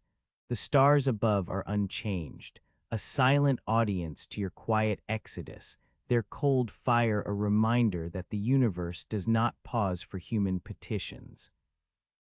You lift your eyes, allowing the constellations to imprint themselves upon your mind, each point of light a steady anchor in the sea of change that surrounds you. With a final, measured step, you place your foot on the stone road that leads away from the palace, the sound of your footfall merging with the distant drums, the rustle of parchment, the soft sigh of the night wind. The road ahead feels both unknown and oddly familiar, as if every traveler has once stood where you now stand, clutching tools of their trade, feeling the weight of history pressing against their shoulders. The stone beneath your soles holds the imprint of your passage, a quiet testament to the moment you chose to walk away, to carry the knowledge of the heavens into a new world. The night wraps around you, gentle and unassuming, as it once did in Granada, a low, steady lullaby that has accompanied you across seas and cities. You pause, breathing in the cool night air, feeling the lingering hum of the universe settle into your chest, a low and steady lullaby that has accompanied you across seas and cities. In this breath, the world feels both vast and intimate, and the quiet after the stars. You step onto the narrow plank that bridges the strait, the wooden boards slick with the spray of the Atlantic. The sea sighs against the hull of the small galley, a soft, relentless whisper that seems to echo the cadence of the drums you left behind in Granada. The wind carries a faint tang of brine, mingling with the lingering scent of olive oil that still clings to your coat. As the sun climbs, its light catches the water in thin ribbons, turning the surface into a trembling veil of silver. The horizon is a thin line where sky and sea meet, indistinguishable in the early light, and you feel the weight of the astrolabe in your satchel settle like a quiet promise against your thigh. The instrument, once a bridge between the heavens and the earth, now feels like a relic of a world that has already begun to shift beneath your feet. The boat slows as the coast of North Africa draws nearer, the outline of the Rif Mountains rising in muted blues against the sky. Below, the shoreline is dotted with low stone houses whose roofs are capped with the same terracotta tiles you have known all your life, only now they sit under a different flag. The sight brings a faint, dry smile to your lips. The tiles have survived the change of rulers before, and they will do so again. You watch the fishermen pull in their nets, their hands moving with a practiced rhythm that has been repeated for generations, their faces weathered but steady. Their boats are simple, their sails patched with strips of canvas that have seen more tides than any of the silk you once admired in the Alhambra's courtyards. The scene is a quiet reminder that life, in its most basic form, persists regardless of the banners that flutter above it. When the galley finally docks, a low murmur rises from the bustling quay. The air is thick with the smell of smoked fish and the sharp perfume of cumin, a scent that seems to wrap itself around the stone walls like a familiar shawl. You are greeted by a porter whose eyes, dark and observant, flick over your satchel before nodding in a wordless acknowledgement. He hands you a simple wooden stool and a bowl of broth, thin and clear, the lentils within as stubborn as the ones you left behind in Granada. The broth is seasoned with a pinch of coriander, its warmth spreading through your chest as you sip, a small comfort that steadies the tremor of uncertainty that has settled in your bones. You notice the bowl's rim is cracked, a tiny fissure that catches the light, and you think of the cracked stone arches of the Alhambra. Each imperfection a testament to endurance. Fez welcomes you with a maze of narrow lanes that wind like the inked lines on your parchment. The city's walls, built of sun-baked bricks, rise high, their surfaces mottled with the patina of centuries. As you walk, the cobblestones underfoot are uneven, each stone a different shade of ochre, each step a reminder that the path ahead will be uneven as well.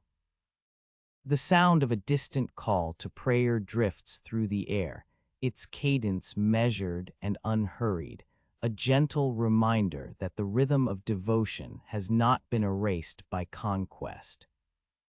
The call is followed by the soft clatter of pottery being moved from a workshop, the rhythmic tapping of a blacksmith's hammer, and the occasional laugh of a child chasing a stray cat through an alley.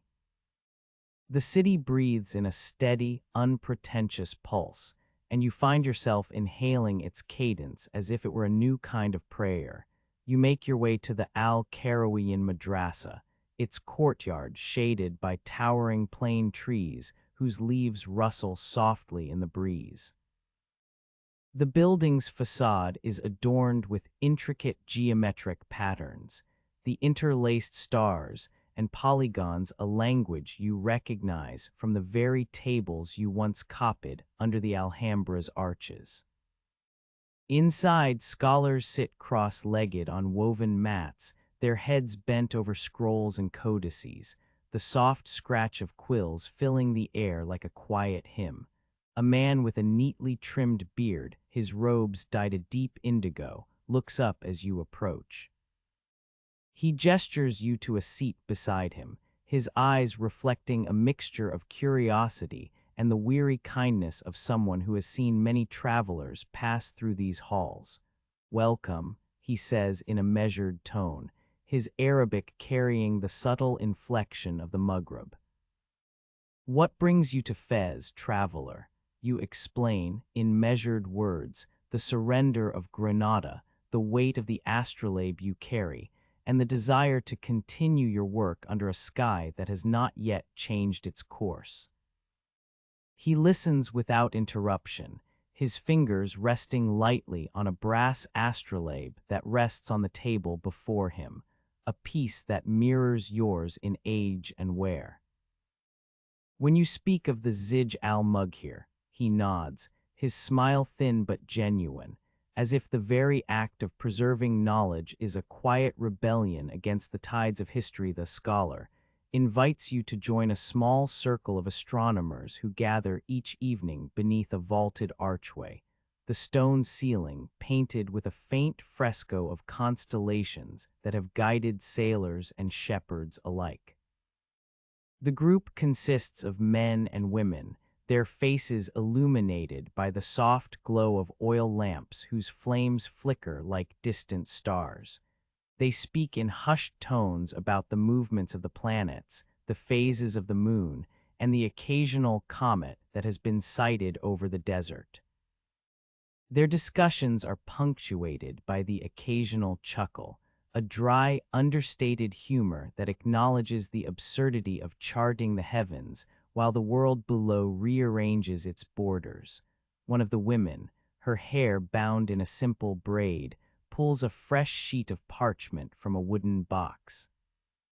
The paper is thick, its fibers made from the same flax you have known, but its color is a warmer, creamier hue, as if it has been left to dry in the sun a little longer. She hands it to you, and you feel the familiar weight of the quill in your hand, the ink already thickened from the night's humidity. You begin to write, the scratch of the nib a soothing rhythm that matches the distant murmur of the city's fountains. As you record the positions of the planets, you notice a subtle shift in the way the stars appear over Fez, slightly higher in the sky, the constellations tilted just enough to remind you that latitude changes the perspective. Even if the stars themselves remain indifferent, the night deepens, and the courtyard fills with the scent of jasmine that climbs the walls, its fragrance mingling with the faint aroma of roasted almonds from a nearby stall. A merchant passes by, his cart laden with dates and figs, the fruits glistening in the lamplight like tiny lanterns. He offers you a handful of dates, their skins soft and slightly sticky, a small, sweet reminder that even in exile, the simple pleasures of the world remain within reach. You accept, feeling the dates weight in your palm, and think of the dates you once traded in Granada's markets, the same fruit that has traveled across deserts and seas, unaltered by the hands that pass them along. As the hours stretch, the scholars begin to discuss the upcoming lunar eclipse, an event that will be visible from Fez in a few weeks. Their calculations are meticulous, each one cross-checked against the tables you have copied, each correction noted with a faint line of ink. You contribute a note about the slight discrepancy you observed in the lunar distance recorded in Granada, a minor variance that could be attributed to the different latitude. The group acknowledges your input with a quiet nod, their respect for your experience evident in the way they adjust their own measurements. In that moment, the act of collaboration feels like a thread weaving you into the fabric of this new community, a subtle affirmation that knowledge transcends borders. When the gathering finally disperses, you linger a moment longer, allowing the cool night air to settle around you. The stars above Fez are clearer than those you left behind, the Milky Way a faint, milky river stretching across the heavens. You raise the astrolabe to your eye, its brass surface catching the faint glow of the moon, and you feel the familiar alignment of the instrument with the North Star, a steadfast point that has guided you through deserts, seas, and now across a strait. The instrument's weight is a reminder that, despite the upheavals of empires, the tools of observation remain constant, their purpose unchanged. You turn back toward the madrasa, the stone steps cool beneath your feet, and you notice a small garden tucked behind the building. Vines of grape and pomegranate climb the walls, their leaves rustling softly in the night breeze. A single lantern hangs from a low branch, its flame steady, casting a warm circle of light on the ground. You sit on a stone bench, the same one you have often used in Granada, and allow the quiet of the garden to envelop you. The scent of ripe fruit mingles with the earthy perfume of damp stone, creating a tapestry of aromas that feels both foreign and intimately familiar. In the distance, a lone minstrel strums a lute, the melody low and melancholic, its notes drifting through the courtyard like a gentle sigh. The music is simple, its rhythm unhurried, echoing the slow, deliberate pace of your own breathing. You close your eyes, letting the sound settle into the corners of your mind, and you feel a subtle shift within, a soft acceptance that the path ahead, though uncertain, is not without its own quiet beauty. The night wraps around you like a familiar blanket, its darkness not a void but a canvas upon which the constellations continue their silent dance. You rise, the stone beneath your feet firm, and you tuck the astrolabe back into its satchel, the brass now bearing the faintest patina of Fez's air. The parchment rolls, still warm from the ink, are carefully rolled and secured with a simple leather strap. As you walk back through the winding streets, the lanterns along the walls flicker, casting elongated shadows that sway with the rhythm of the night. The city's sounds, soft footsteps, distant conversations, the occasional clink of a cup, form a gentle chorus that accompanies your steps.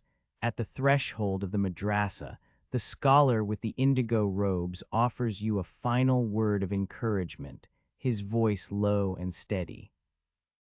"May the stars guide you, wherever you may go," he says, his eyes reflecting the same quiet humor you have come to recognize in the world's absurdities.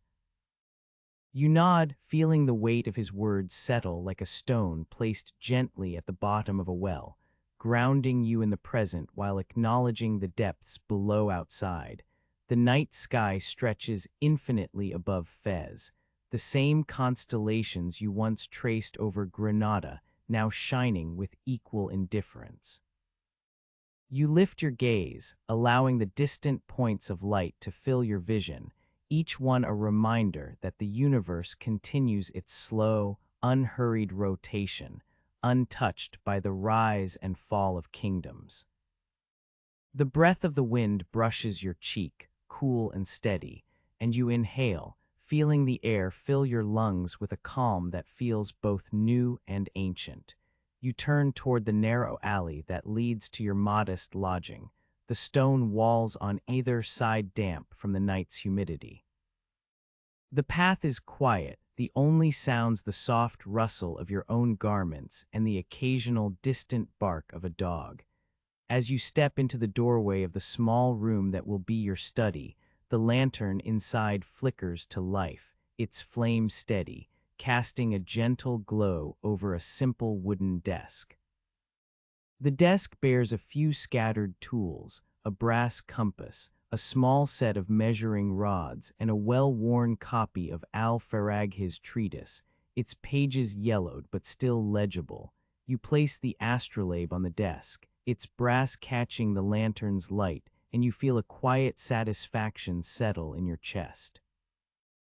The instrument, once a bridge between the heavens and the earth of Granada, now rests in a new land, ready to continue its silent dialogue with the sky. You sit, the chair creaking softly beneath you, and you open a fresh sheet of parchment, the ink waiting patiently in its bottle. The quill hovers for a moment, poised over the paper, before you begin to write, the first line a simple record of the night's observations, a modest entry that will, in time, become part of a larger tapestry of knowledge. The night deepens, and the city outside settles into a hushed rhythm, the distant call to prayer fading into the background, the occasional clink of a cup in a tavern a faint echo. You write until the ink dries, each stroke a quiet affirmation that, despite the upheavals that have carried you across seas and walls, the act of recording the heavens remains a steady, unchanging ritual. When you finally set down the quill, you lean back, the chair's wood warm against your back, and you allow the lantern's glow to soften, the shadows lengthening across the desk dot in this moment. The world feels both vast and intimate, a tapestry of You sit at a modest desk that has seen more ink than sunlight, the wood scarred by the restless hands of scholars who have come before you. The room is small enough that the faint murmur of the city's fountain drifts through the open window, a steady ripple that seems to echo the pulse of the night itself. A thin veil of night hangs over Fez, the sky a deep, unhurried indigo, the stars scattered like quiet witnesses to a life that has traveled farther than any caravan you ever charted. The North Star hangs steady, a cold point of light that has guided you across seas, deserts, and the uneasy borders of empires. Its brilliance is no longer a promise of direction, but a reminder of constancy, of the way the universe keeps its own rhythm while human affairs stumble and rearrange. Your astrolabe rests on the desk, its brass surface dulled by years of handling, the once bright rings now softened to a muted bronze. The instrument feels heavier than it looks, as if the weight of every observation you ever recorded has settled into its gears. You run a fingertip along the edge, feeling the faint grooves left by countless adjustments, each one a tiny concession to the imperfect nature of measurement. The brass has taken on a patina that resembles the dust that settles on the arches of the Alhambra, a subtle reminder that even the most precise tools are subject to the slow, inevitable wear of time. You pause, allowing the cool metal to settle against your skin, and notice the faint scent of oil that still clings to it, a lingering ghost of the workshops where it was once polished, a scent that now mingles with the faint aroma of spiced tea drifting from the kitchen below. A parchment lies open before you, its fibers still bearing the faint, earthy perfume of flax that you first noticed in Granada's courtyards. The ink, though faded, retains a deep, almost stubborn blackness, as if refusing to surrender to the passage of years. Each line on the page is a quiet testimony to a night when the world seemed poised on a knife's edge, when the clatter of Christian drums threatened to drown the soft recitation of Arabic prayers. You trace the curve of a plotted star with your eyes, the same star that once rose over the marble fountains of the Alhambra, its light reflected in the water of the palace's reflecting pools. The chart is a map not only of the heavens but of memory, each plotted point a fragment of a life that has been both displaced and preserved. You think of the stubborn loaf of flatbread you ate on the night of departure, the way the dough had resisted rising, each dense bite a small, stubborn echo of the city's own reluctance to surrender its spirit. The memory brings a faint smile to your lips, a dry, almost ironic amusement at how something as simple as a piece of bread can become a symbol of endurance. The loaf, though hard and unyielding, had fed you and your companions as they packed their tools, their books, their hopes, into bundles that would be carried across the strait. The taste of that bread still lingers on the back of your tongue, a reminder that even in exile, the same cracked stone walls of a courtyard will host the same quiet meals and whispered prayers. The irony is gentle, like a whisper. The very thing that seemed to resist change now serves as a quiet anchor to the past outside. The city's night breathes. The scent of orange blossoms rises from a nearby garden, mingling with the faint, ever-present perfume of leather from the workshops that line the narrow streets. The air carries a subtle humidity, the kind that settles after a recent rain, and it brings with it the distant echo of a muezzin's call, its cadence steady and unhurried, as if each syllable were a thread weaving together the old and the new. The call drifts through the open window, slipping past the stone walls and settling on the surface of the fountain below, causing the water to ripple in a pattern that mirrors the constellations you have spent a lifetime mapping. You listen to the water's soft murmur, its sound a low, steady lullaby that has accompanied you across seas and cities, a reminder that some sounds remain unchanged even as the world reshapes itself around them. Your thoughts wander back to the night you first recorded a meteor streaking across the Granada sky, the brief, silvery flash that seemed to echo the fleeting nature of human triumphs. You had noted its trajectory with the same care you gave to the planets, the act of cataloging a fleeting rock, a small rebellion against the chaos that threatened to rearrange maps and lives. That meteor, like the stars you charted, was a reminder that even the brightest lights have fleeting moments, that the universe does not pause for human petitions. Yet the act of writing it down restored a sense of order, however temporary, and that same impulse has guided you through the years, through the quiet evenings spent in the Al-Karawiyan madrasa, through the long, contemplative walks along the city's ancient walls. You recall the Alhambra decree, the edict that forced the Jewish families of Granada to choose between conversion or exile. And the way that same spirit of religious conformity now brushes the edges of your own existence. The decree had been a bureaucratic gesture, a thin paper that carried the weight of 1,000 displaced lives.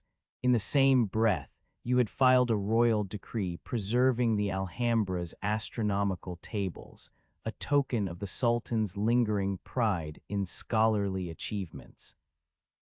The juxtaposition of preservation and expulsion had seemed absurd even then, a quiet irony that the city's most learned minds were caught in a tightening net of conformity. Now in Fez, you find yourself among scholars who still gather to discuss the works of Al-Khwarizmi, who still value the quiet hum of ink on parchment, who still regard the heavens as a source of guidance rather than conquest. The continuity is both comforting and unsettling, a reminder that knowledge can survive even when borders shift. The sand-filled hourglass on your desk ticks softly, each grain slipping through the narrow neck with a measured patience that mirrors the passage of time itself. You turn it over, watching the sand cascade in a slow, steady stream, the sound barely audible over the distant hum of the city. The hourglass is a modest instrument, yet it holds within it the same principle that guided your astrolabe. The measurement of the immutable against the fleeting. As the sand settles, you feel a gentle acceptance settle over you, a calm that has been earned through years of watching empires rise and fall, through nights spent under arches that have witnessed more than any living soul could recount. You think of the night you knelt on a worn carpet in a small prayer room adjoining your observatory, whispering a prayer in Andalusi Arabic for the safety of the stars you had charted. The prayer had felt weary, as if even your own voice were tired of the endless repetition of history's cycles. Yet the words had carried a quiet strength, a soft rustle of parchment from a neighboring scholar, reminding you that you were not alone in this moment of transition. Even the most learned men must now hide their books, as if knowledge itself were contraband. The memory of that prayer lingers, a faint echo that still reverberates in the quiet corners of your mind, a reminder that faith in its many forms can be a steady anchor when the world tilts, the night deepens, and the stars above Fez burn with a steady, indifferent light. You lift your gaze, allowing the constellations to fill the darkness, each one a familiar friend that has watched over you from Granada to this new home. The constellations have not changed. The same patterns that guided caravans across the Sahara now guide you across the sea of memory. You notice a faint, almost imperceptible shift in the air, a coolness that settles on your skin, as if the night itself is breathing in rhythm with your own breath. You inhale slowly, feeling the cool air fill your lungs, the scent of distant sea salt mingling with the faint perfume of incense from a nearby mosque. The inhalation is a quiet communion with the world, a reminder that each breath is a small, steady act of existence. You turn back to your parchment, the ink now catching the faint glow of a single oil lamp that flickers on the desk. The lamp's flame is modest, its light soft and amber, casting gentle shadows that dance across the walls. The flame seems to echo the stars above, both small sources of illumination in a vast darkness.